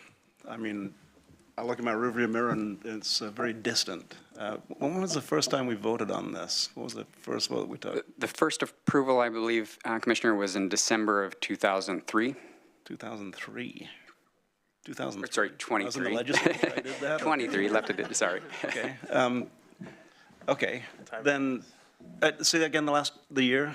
23. So a lot has happened since we first received information on this, and since we first agreed on the importance of the preservation of Short Mountain landfill, the importance of diverting waste into recycling facilities, and the importance of capturing more methane gas. A lot has changed, including the land that we'd like to build it on, information regarding can we build it, are we going to be able to build it, and ultimately that could be a dead end. I mean, that's a true statement, right? Ultimately, we could find out that we cannot build on that land. It's possible that we may have the hearings official disapprove the special use permit. It could also happen that the hearings official approves it, and it could then be appealed to LUBA, and we may be waiting for several months to get an answer from LUBA. If ultimately we can't build on that property, we would need to go back to the drawing board and consider options that we'd ruled out previously. There's the potential to try to squeeze it in at Short Mountain Landfill. We had eliminated that as a possibility earlier because of cost concerns and wetlands impacts there. But I think we would need to look at that. We would also want to look at if there are any other potential properties potentially within the city limits that we haven't looked at before. But we would need to come back to you to let you know where we're at. So I would like to do that after the hearing that will happen on February 14th. So there are questions surrounding the viability of the project in general. And that's not a question, that's a statement. You know, I'm going to say this. My job is analysis, research, and finding out as much as I can about the decisions that I personally have to make. And sometimes we have a board of 5 commissioners here. Sometimes it's 5-0, sometimes it's 3-2. But the decisions are very, very important that we make them. And also that we analyze the decisions as we go along, particularly in a dynamic environment. And nobody can say that this is not being dynamic as we move forward, that it changes on a regular basis. Since that initial vote, I'm not going to ask you for a count on how many more votes we've had to take, but we've had to take a number of votes, including you're asking for 3 today, continuing to ask for us to step further down the path toward building a facility that we don't really know with absolute certainty that we're going to be able to build that facility, because we don't know if we can build on the land that it's in. We don't know if there's land inside. I think that we've used a 10-mile radius of the urban growth boundaries of Eugene Springfield. Is that correct? We don't know if there's land inside of there. We don't know if we can build it at Short Mountain. We don't know where we can build it. There are a lot of questions. I've always been the third vote on this. I've been on the 3-2 vote of moving forward down the path. And I am beginning to have questions raised more and more all the time that cause me to reflect and do deeper analysis as to whether or not this is not the best move. This is the best move, not for bulk handling or for emerging acquisition. Yes, Commissioner. And I need more of an explanation of the relationship there and when that transpired. But you know, things are changing on a regular basis, which is causing me to reanalyze the situation completely. And I'm not prepared to vote on these 3 contracts today because I don't want to take another step down the road, close toward a path of no return, at a time where I don't know the risk involved to the county. It's not been articulated to me in a consistent fashion that I trust to be a full accounting of the risk to the county, not to this Board of Commissioners, not to the decision that we're making today, because the decisions, we're transitional. You know, we're only here for a while, but the decisions we make are here for a long, long time to come.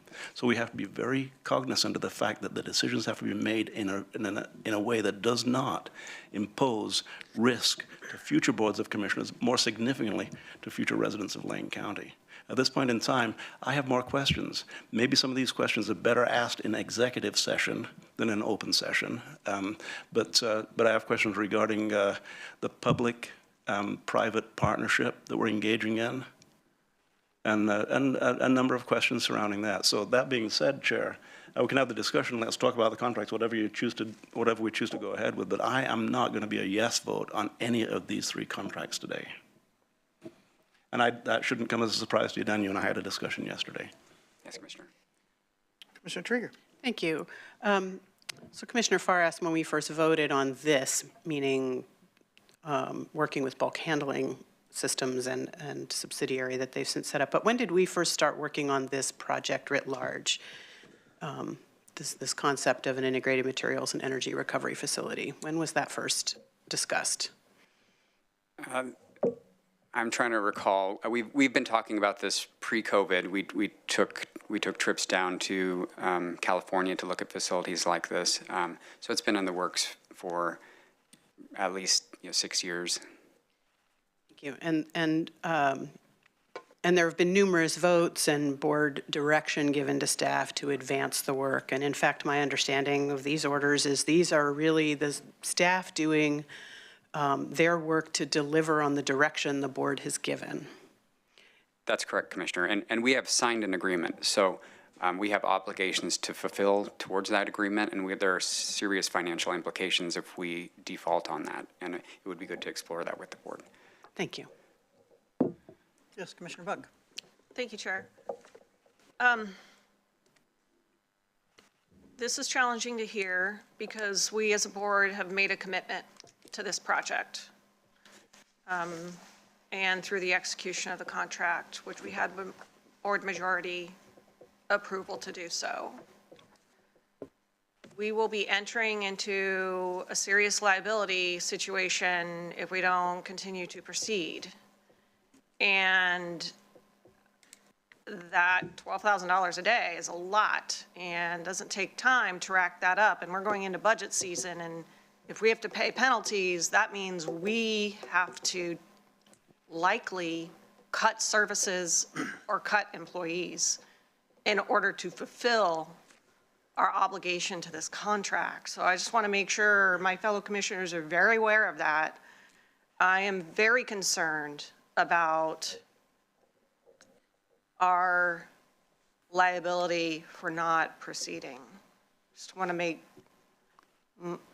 I just want to make sure those thoughts are very clear to everybody on the board. Maybe if I could add one more thing, Commissioner. I realized that I didn't speak to, there was going to be a fourth item on the agenda for the general contractor. We have selected a general contractor, Essex General Construction. They're a local contractor here with a great reputation. Very excited to be working with them. What's needed at this point is just pre-construction services to the tune of about $52,000, which is within the county administrator's authority. So we are planning to just move forward with that for the pre-construction services, and then we would come back to the board for the big decision once they have the guaranteed maximum price, which will be somewhere in the close to $30 million range. So that will be another opportunity for the board to take the big step towards constructing the project. These three that are before you today are just to keep everything on track with the design of the project. I just want to follow up and just say I appreciate that. We made a commitment. I honor my commitments. I honor the county's commitments. And if we rescind our commitment, not only will we have financial penalties, but if we try to do big projects in the future, I'm not sure who's going to want to work with us. Yes, Commissioner Farr? Clearly, I've not made myself clear based upon the last two comments. I'm not talking about abandoning the project. And you implied that I somehow don't have honor, and I really take exception to that, Commissioner. My analysis has been in the military, it's been in private industry, it's been in nonprofit, it's been in financial, and it's been in elective government through 19 consecutive elections, through 19 elections.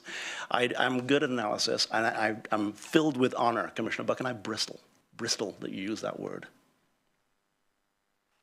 So that being said, I'm not talking about abandoning what I believe is the right direction to find a way to extend the life of Short Mountain, to find a way to capture more methane, to find a way to divert stuff that shouldn't go into the landfill into places where it can be recycled and reused.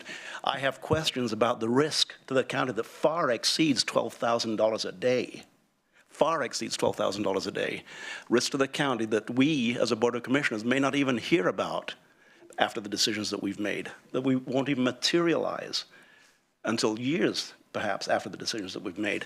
And so that being said, that's why my delay today is based upon needing more information regarding the risk to the county, regarding the potential of using land inside of this 10-mile radius that somehow has been established as a halo that we need to work inside of. And there's nothing to do with my honor. And if people question my honor at this podium or elsewhere, I'll debate you in public on the street corner. Commissioner, can I ask the nature of the risk questions that you have so we can be prepared to speak with to those? I can discuss those. Some of the questions that I have are very pointed and very direct regarding contractual obligations. And contractual obligations I prefer to talk about in executive session because I have questions to ask in executive session that will affect the decisions that I make in public session. Please, Counsel. Chair Lovell, if I may. Executive sessions is reserved for certain provisions that are allowed. So executive session is not just for, general conversation, but there is litigation risk associated with changing course based off our operations contract. And I'm happy to have an executive session to advise you on legal risk associated with that because of potential litigation that will result if we do not continue. Mm-hmm. And thank you, Counsel. And I've been around executive sessions since 1995. So I do know the nature of executive sessions, and I know they have to be very specific for very specific purposes. So if we were to have an executive session based upon questions and concerns that I have, then it would be very specific to legal executive sessions. And thank you for your input on that. Commissioner Trigger. Thank you.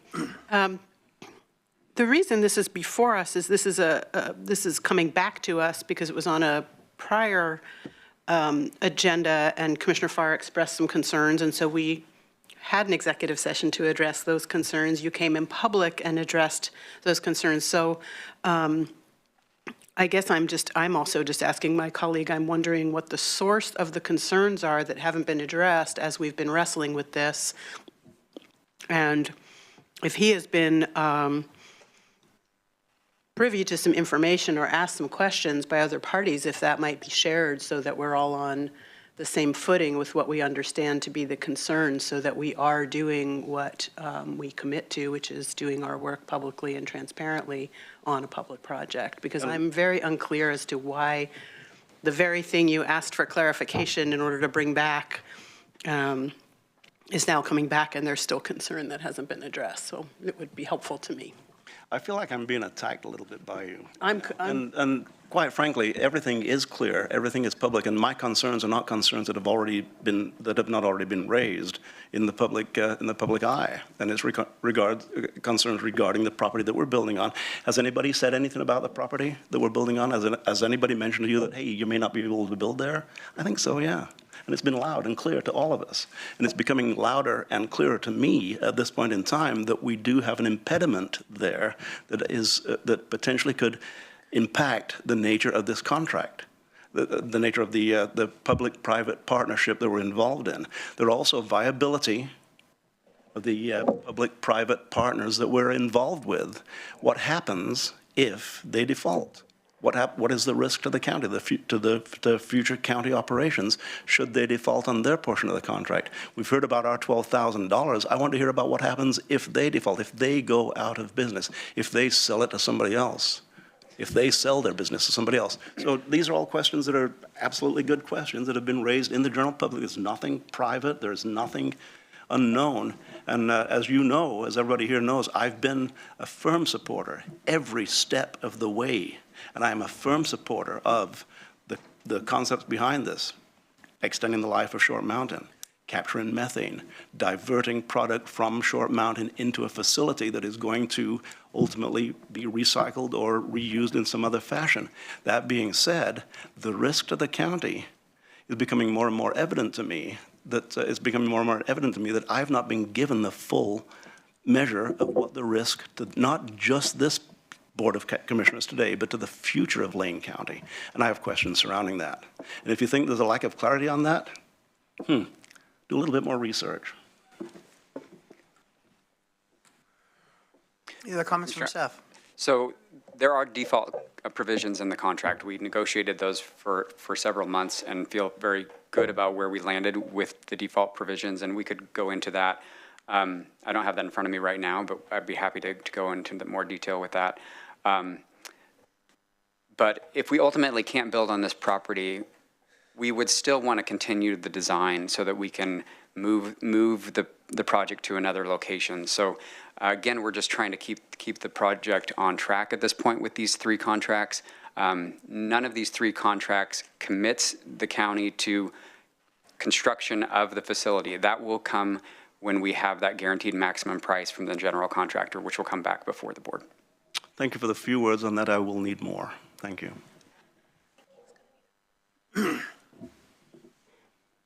Any other comments? Council, you want to chime in? I'll just add, based off what I'm hearing from Commissioner Farr, some of his concerns would be a matter of executive session for potential litigation risk, but I also think some of the questions that he has are more general and might be best served with a work session that is open. And your input on that, Council, is absolutely imperative. Thank you very much. So, Mr. Rickoff, yeah, I'm going to direct you. You took a breath, so go ahead, sir. Chair Lovell, Commissioner Farr, I guess the question then is, in what order do we jump in on this? Is the executive session something that you would like to have to be able to answer those specific questions, and then we can bifurcate and make sure we're dealing with what needs to be done in public session once you have those answered? Thank you, Greg. Mr. Rickoff, and that's a good question. The reason for my questioning the point we're at right now is we're taking steps further and further down the road, committing more and more, whether it's $52,000 or however much it may be on these contracts. I'm not saying that I'm not going to vote yes on these contracts ultimately, But there are questions that are being raised in our community by people who really have deep concerns that I need to have those questions answered to me because I've not had them thoroughly answered to me. I hope that's clear to everybody, that the questions have not been thoroughly answered to me regarding what happens if, fill in the blank, if we cannot build on this site and short mountain is not viable. What do we do? At which point, who is defaulting? How do we default? And I think these are questions for the executive session. What happens if default does happen? What happens if we're left, here's the bag, and we're holding it completely with no other financial resource behind us to cover the trail that we've left as we march down the trail? Mr. Rickoff. Chair Lovell, I will remind you of your words earlier this morning in agenda setting when you said we had a light day next Tuesday. And we are quickly running out of time with an 11 o'clock certain. We had talked about perhaps even dropping the entirety of this to the end of the day today. I'm doing this on the fly.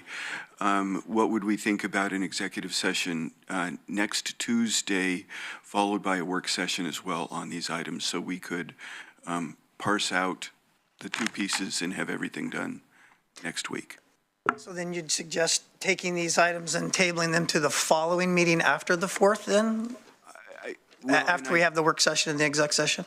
I would probably want to put them on the agenda next week as well, so we could, in fact, if we could get all the questions answered in executive session that need to be in executive session, and then simply pivot to later in the day to have the public session for whatever might be remaining, and see if we can come to agreement at that point. Since I'm the perp on this, I could respond. Go ahead, Commissioner. That timing is good for me, and it's up to the leadership to determine whether or not that fits in with the schedule. And I want to really emphasize that throughout this process, I have trusted every word that's been brought forward before the Board of County Commissioners. I just need to hear more words, you know, and I need to have greater confidence that I'm getting the absolute full spectrum of the facts, and not a few things hidden, and not just being given information that I need to say yes this next time, and then say yes the time after that, and yes the time after that. I want to be ascertained that for posterity, the yeses that I say today are the ones that will not be looked at as incorrect decisions in the future. I understand, Commissioner. I would just ask so that we can get to a point where we can have a decision next week. If you can let me know if there are specific questions that you haven't already brought up in public session here so that we can be prepared next week. Then perhaps you and I we can schedule a discussion to go more into detail on the questions that I have and the answers that I would like to have before I say yes the next time. Sounds good, Commissioner. So would this be an adjustment to the agenda? There'd be no motion here to table it, I would say. It would just be that we would make an adjustment for moving this to February 4th. I would look to County Council to help us with that? what we need to do to continue this till next week. You can just continue it to next week as you would other items, as you would do on consent agenda items that you move off. So just your normal process. All right, well then for the record, if I have the head nods of my colleagues to do so, everybody's in agreement to move that. The Public Works items 7A, 7B, and 7C, the orders 25012803, order 25012804, and order 25012805 will be adjusted to the agenda to the February 4th, 2025 meeting.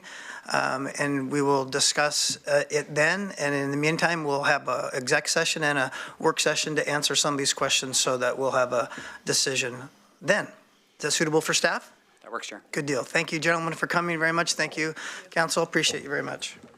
All right, we do have a 11 o'clock time certain. We're just a few minutes early, but I see Rachel Surslevs is in our audience, ready and waiting. Rachel, thank you for coming and waiting very much. This is Public Works item 7D, a second reading and public hearing for ordinance 2501. I'd like to begin, I've got a script. You want me to follow the script, and I'm doing so. Thank you for the reminder.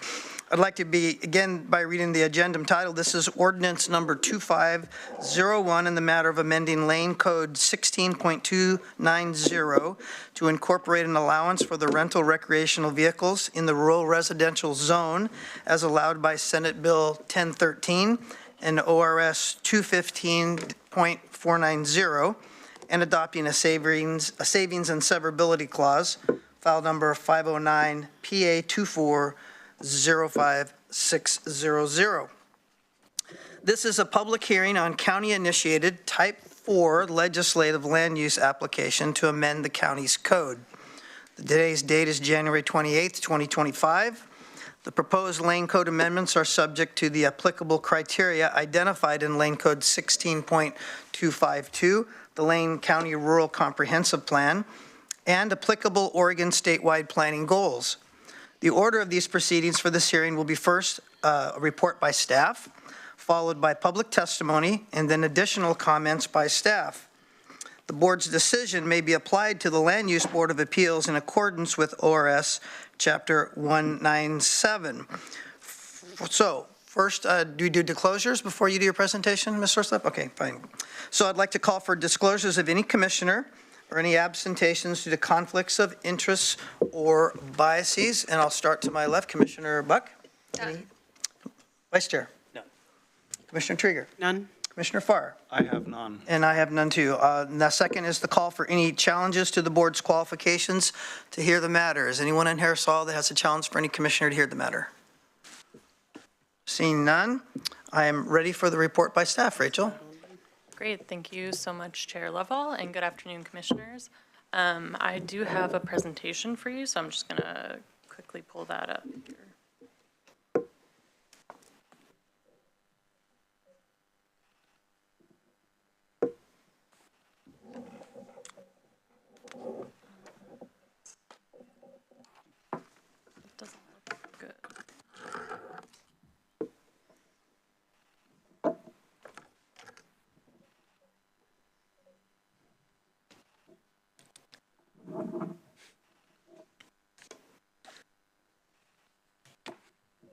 Okay, well, that's going to do for now, I think. Thanks.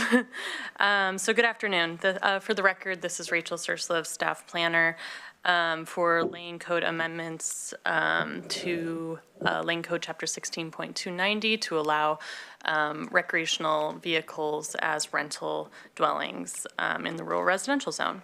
And staff was before you on January 14th, 2025 for a first reading of this ordinance, and we're back before you today for the public hearing on this ordinance.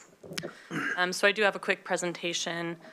Firstly, I will just go over some project background. So this bill passed July 23rd of 2023 and became effective January 1st of 2024. And the bill allows for the siting of recreational vehicles on rural residential lots where a single-family dwelling exists, and in order to provide more rural housing options. Staff was before the board on September 19th, 2024 to get policy direction on these code amendments, and then held a public hearing with the Planning Commission on November 19th, 2024. And the Planning Commission did motion a recommendation that the board adopt the code amendments as written. So I will just go over some of the minimum criteria of the bill and then some of the policy decisions that were made for drafting the code. So several months ago, as I mentioned, the board had a work session on the Senate bill and provided policy direction on the provisions of that they wanted to see in the code. And Senate Bill 1013 outlined several minimum criteria for qualifying to establish a rental RV on a lot, and many of these criteria may seem familiar. They're very similar to the accessory dwelling units code and legislation. So for a lot to qualify for a rental RV, it must have a single-family dwelling, and that dwelling must be the primary residence of the property owner. The property may not be in an urban reserves area, and there may be no other dwelling units existing on the property, and no portion of the single-family dwelling can be rented out. Also, a minimum criteria of the bill is that the RV may not be used for vacation occupancy, and it must be owned or leased by the tenant, meaning that a property owner can have an RV and they can rent that out to someone, or they can rent out a space on their property for someone to come and bring their own RV.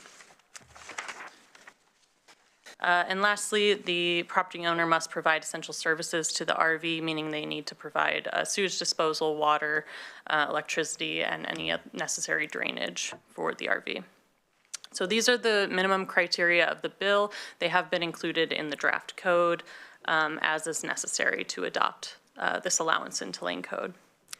So moving on to board direction on optional standards for drafting of the code. There are a number of standards outlined by the bill that were optional, and then there were also standards that staff proposed as being included in the draft code.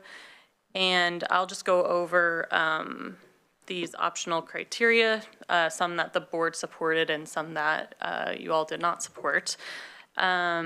So the board supported requiring a rental agreement between the property owner and the tenant of the RV.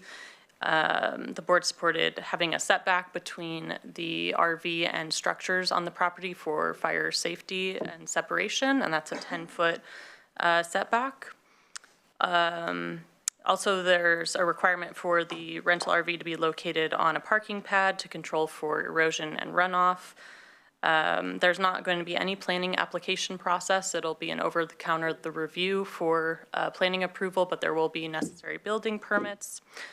The board also supported having a special setback of 30 feet or having, in general, a special setback from adjoining farm or forest properties for fire safety and to address compatibility standards, and that's been drafted into the code as a 30-foot setback. The board also wanted a requirement that the rental RV contain or have access to a toilet and a sink, but not shower facilities, so the code has been drafted in alignment with that direction. And lastly, the board supported allowing a rental RV to be established inside of a structure. The board did not support having the RV be registered with the county, any rent control, fencing or screening standards, also access to a shower. It was expressed not to include that, and no requirement for storage space. So after you all provided that direction, staff went back and drafted the code in alignment with that direction. And the Planning Commission in general concurred with the board's direction on how the code was drafted. So next, I do want to talk about the floodplain prohibition. During the work session with the board, staff proposed a floodplain prohibition as an optional standard, and the board had follow-up questions about how many properties would be impacted if a prohibition were put in place. So I did query these numbers for you all and included them in the agenda cover memo. We found that approximately 650 properties could be impacted with a prohibition on allowing RVs in the floodplain. This is slightly different from what was written in the agenda cover memo. It's actually a bit lower. I made some adjustments for excluding properties that are fully in the floodway, since there's already a prohibition in the floodway code that prevents any new development. So it's actually around 650 properties that could be affected. So while the board did have additional questions and didn't provide direct direction on this floodplain prohibition, we did draft the code to prohibit having the RVs allowed in the floodplain, and the prohibition is necessary for a couple of reasons. First and foremost is just how hazardous it is to have an RV located in a flood hazard area if there were a flood event to occur, given the susceptibility of an RV easily being swept away by floodwaters. And just as an example, on the PowerPoint, I've given you a photo to look at. This is an RV going over a spillway in Virginia during Hurricane Helene. It's a pretty interesting and video to watch if you want to look it up, but that's just a screen grab from that video. And then also, I do want to just talk about the regulations and how they're compatible with each other. So Senate Bill 1013 and the floodplain regulations do seem to be incompatible. RVs that are located in the floodplain for more than 180 days would be required to be elevated or anchored. And these requirements would essentially would result in the RV being immobile. And Senate Bill, on the other hand, Senate Bill 1013 defines an RV as a facility that has not been rendered as structurally immobile and that is mounted to a chassis with wheels. So given these two requirements, it doesn't seem possible to allow these rental RVs in the floodway because they would be rendered immobile by the floodplain development standards. Therefore, staff has drafted the code to keep that prohibition for these RVs in the floodplain. And I'll just say that a majority of the planning commissioners supported the prohibition on the RVs in the floodplain. One commissioner did vote no on the motion to recommend the board approve the amendments as written due to that floodplain prohibition. And then I just also want to go over a few other standards that were included where board direction was not gathered. It became clear that these standards were necessary after the work session. There's a water verification requirement for properties within unincorporated communities, and this is necessary given the unincorporated communities rule. In order to comply with that, properties in unincorporated communities would have to prove up on water supply in order to qualify for the RV. We've also included a requirement for a restrictive covenant that the RV cannot be used for vacation occupancy. That's a minimum requirement of the bill that the RV can't be used for vacation occupancy, and then the covenant is similar to what we do for ADUs. So having a customer record the covenant makes sure that they're aware of that requirement that the RV cannot be used for vacation occupancy, and then also if the property is sold, any future buyer or owner of the property will know of that restriction as well. And then lastly, we've added a provision that a property owner applying for a rental RV or the property cannot be subject to an open code enforcement action unless that action is going to be rectified by allowing the RV. So that's just to prevent any properties from establishing a new use when they have an open code enforcement issue, and hopefully having them rectify that issue before we allow them to have the RV. Okay, so moving into board action, that concludes my staff report. And after the board hears public testimony, staff has identified 3 options for moving forward with this ordinance today. The board can move to approve the amendments as written, and the ordinance would become effective 30 days after today. The board can also close the public hearing and set a 3rd reading to deliberate on the amendments if the board feels like they just need more time to deliberate. And if the board chooses this option, I have identified February 4th, 2025 as a possible date for doing that. And then lastly, the board can set a 3rd reading and a continued public hearing if the board desires to make revisions to the ordinance or if the board wants to hear additional public testimony. And I've identified February 25th, 2025 at 1:30 p.m. time certain as a possible date for that. So those are the 3 options. And that concludes my staff report. Happy to take any questions, or we can do that later as well. Thank you. Any questions for Rachel? Yes. Commissioner Furr. Well done. Great presentation. You know, Senate Bill 1013 fulfills a lot of our needs and wants as a county, often stated, more front doors, more places for people to live, less people on the street without a safe place to sleep tonight. It's a step in that direction. It's a step, and I think that the more we can do to step down that road, the better off people are going to be in the future. That being said, regarding the floodplain requirements, it was stated that there are some elements of Senate Bill 1013 that aren't compatible with floodplain. And my quick question on that, I'm prepared to move forward with this today, by the way, but my quick question on that is regarding just temporary constraints, so that RV may not be rendered completely and permanently immobile, but still can have restraints for flood provisions. Has there been discussions surrounding that? That has been something that staff has explored.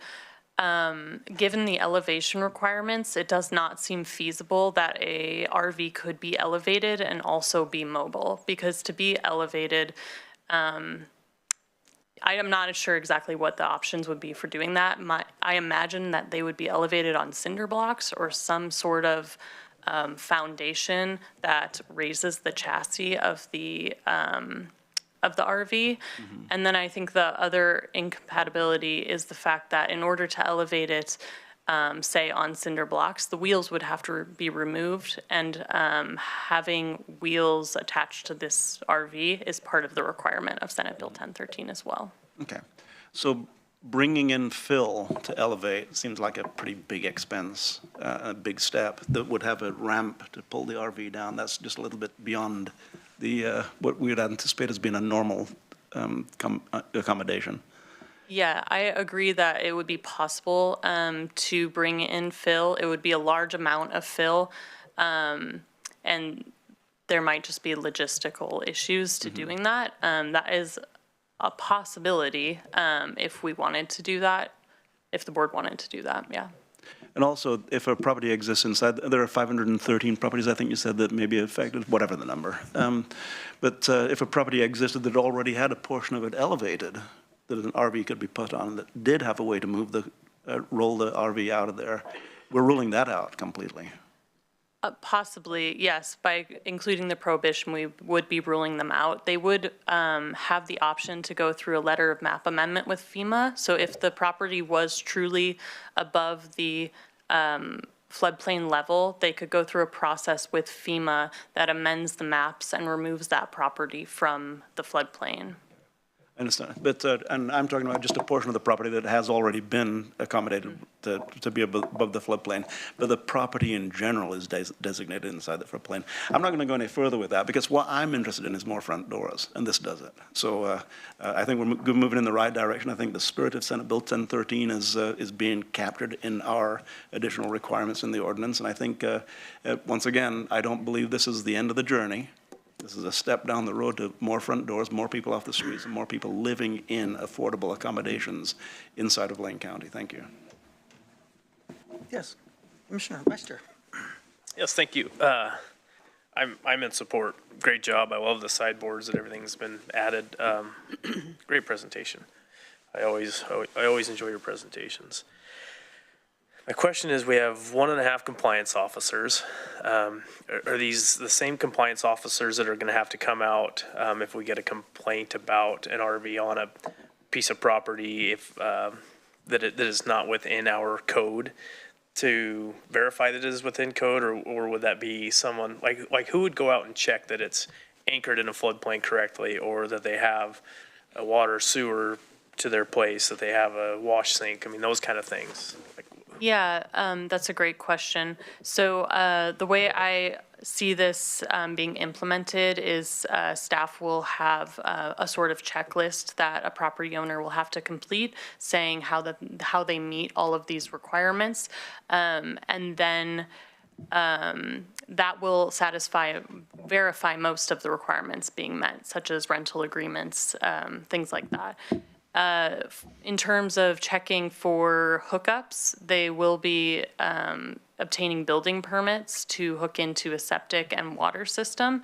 And that question might be a little bit outside of my wheelhouse. I believe inspections might happen with those types of building permits.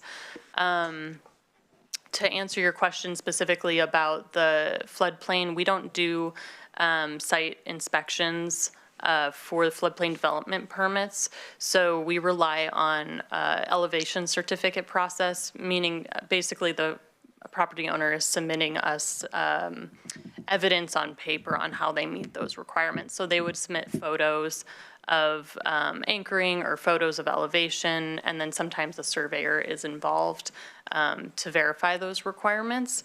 So I guess to answer your question more generally, there's a variety of ways that we're going to ensure that the criteria are met. But then if a compliance case does result from them not being met, then yes, our compliance officers that we have on staff would be the same ones to go out and look at these. Okay. So, and maybe I missed that, and this is part of my question. So is this going to be like a permitted process that they're going to come through? What's that permit going to cost? So Thank you for that question. Yeah, so as I said, we're imagining this is going to be an over-the-counter process for planning. So a customer can come sit with our planner on duty. They'll have to do a little bit of paperwork to demonstrate how they're meeting the requirements of this code. And then they'll work with the building department to obtain any necessary building permits, which will really just be the permits to hook into a septic, electric, and water system. And then they will have to pay the cost of those building permits. Okay, that was what I missed that, thank you. So just to add to Commissioner or Vice Chair's comments, so there is no, in the purview, there is no condition for a final occupancy permit given, which would typically be in building, all the stuff would be done, somebody would show up, they would say, yep, it's all done, and then they would issue a final note of occupancy. That's something that I didn't hear you say. That's something that they're going to provide with visual evidence or photographs in order to have that done? Is that what I'm hearing? Thank you for that question, Chair. We haven't gotten that far in hashing out what the process will look like if they'll receive a final occupancy. I'm not sure. That would be a question for our building department, but I'm happy to get that information and return to you, or maybe there's someone behind me who can help answer that question. I'm not sure. There's very few people behind you. One very important one. Yes. Rachel did a great job answering that Amber, go question. ahead. We're happy to Amber report. Bell, for the record, by the way. Thank you, Chair. Amber Bell, Planning Director with the Land Management Division. But we'd be happy to report back with the process and get that information from the building official if the board's interested in having the specifics regarding the cost of the building permit and the process for inspections and then the certificate of occupancy. Awesome. And that's not a detail that would preclude us from going ahead and approving this and moving it forward, would it? Okay, great. We have a public testimony period. I'm not seeing a lot of folks in Harris Hall, but I also want to put online, Jessica, if there's anyone that wants to do public testimony concerning this item. This is now the time to do that on the Lane Code Rental RV amendments.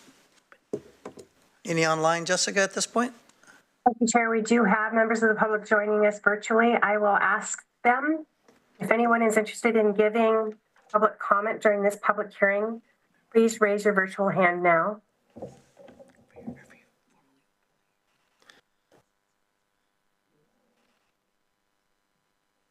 And I'm not seeing any hands raised. I'll return it to you, Chair. Wonderful. Thank you very much. So if there's any additional comments by staff? I noticed that our Council Ann Davies has joined the table. Yeah, I was just trying to clarify whether that had technically opened the hearing or not. So you may want to open it and close it. I think the script did not formally have like, okay, we're now going to open the hearing, but since we don't have anyone testifying, but we have to have a hearing, so you need to open the hearing and then close the hearing. Sorry for that. Seems silly. Hang me out to dry. I love it. It's good. Yeah, I think that I thought we did formally open it, but in case we forgot that for the record, this is a hearing that is formally opened for a public hearing on county-initiated Type 4 legislative land use application to amend the county's code. Today's date's the 28th of January, 2025. The proposed code amendments are subject to the applicable criteria identified in Lane Code 16.252, the Lane County Rural Comprehensive Plan, and the applicable Oregon statewide planning goals.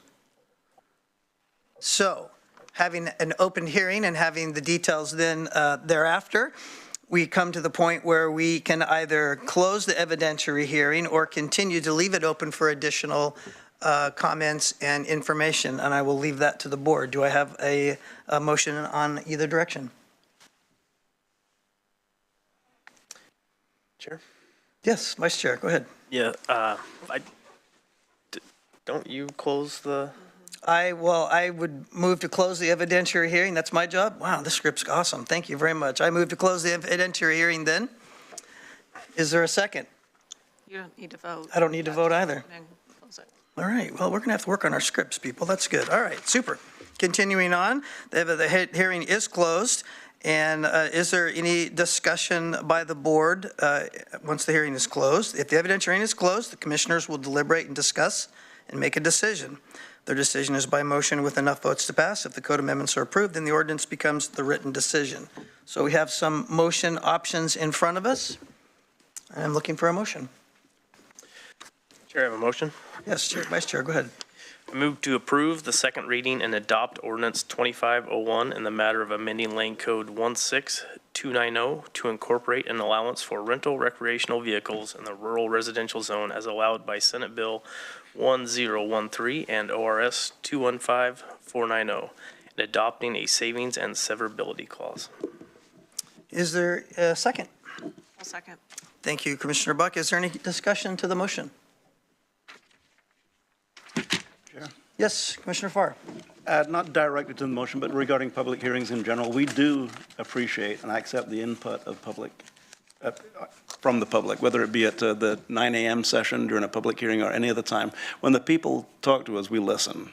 And whether or not it's in whatever part of the process it is, when people talk, I listen to what they have to say, and it is a part of the decision-making that I make when people talk. So thank you. Yes, thank you. There's no further discussion. Let's call for the vote. All those. Excuse me, Chair, point of order. It's a roll call vote for an ordinance. You're correct, it is, yes. I was waiting for Mr. Rickoff. All right, we will do a roll call vote, and let me revisit my list. Commissioner Senega. Yes. Commissioner Trieger. Aye. Commissioner Buck. Aye. Commissioner Farr. Yes. Chair Lovell. Yes. Motion passes 5-0 in approving a second reading and adopting ordinance number 2501 in the matter of amending Lane Code 16.290 to incorporate an allowance for rental recreational vehicles in the rural residential zone as allowed by Senate Bill 1013 and ORS 215.490 and adopting a savings and severability clause. I believe that concludes the matter at hand. Thank you so much for your guidance and your help and your wonderful presentation. Appreciate you very much. Thank you very much. Yes, Commissioner Buck, or Trigger, excuse me. Thank you, Chair. Before we recess for lunch, it just occurred to me, this conversation about scripts at second to last, maybe the last agenda setting meeting that I attended, I brought up the idea just to help all of us have the information and follow along, especially in these more complex hearings where there's lots of options and if-thens, that the scripts that the chair and vice chair receive, both emailed and hard copy on the dais, be shared via email with all of the commissioners. And I remember you enthusiastically supporting that notion and us all agreeing. And so we didn't get our scripts for this, but we do have another public hearing this afternoon. So and my apologies, Jessica, if that was sent and it got lost in the sauce of my inbox, but that was something we had agreed to, that the scripts would go to all commissioners via email. So just hoping we can get that over the lunch recess for this afternoon, Chair. Thank you for a reminder. I'll look into it. Thank you. If there is no further business or comments from the staff and nothing to serve for the order, we will recess for lunch. We'll be back in Harris Hall at 1:30.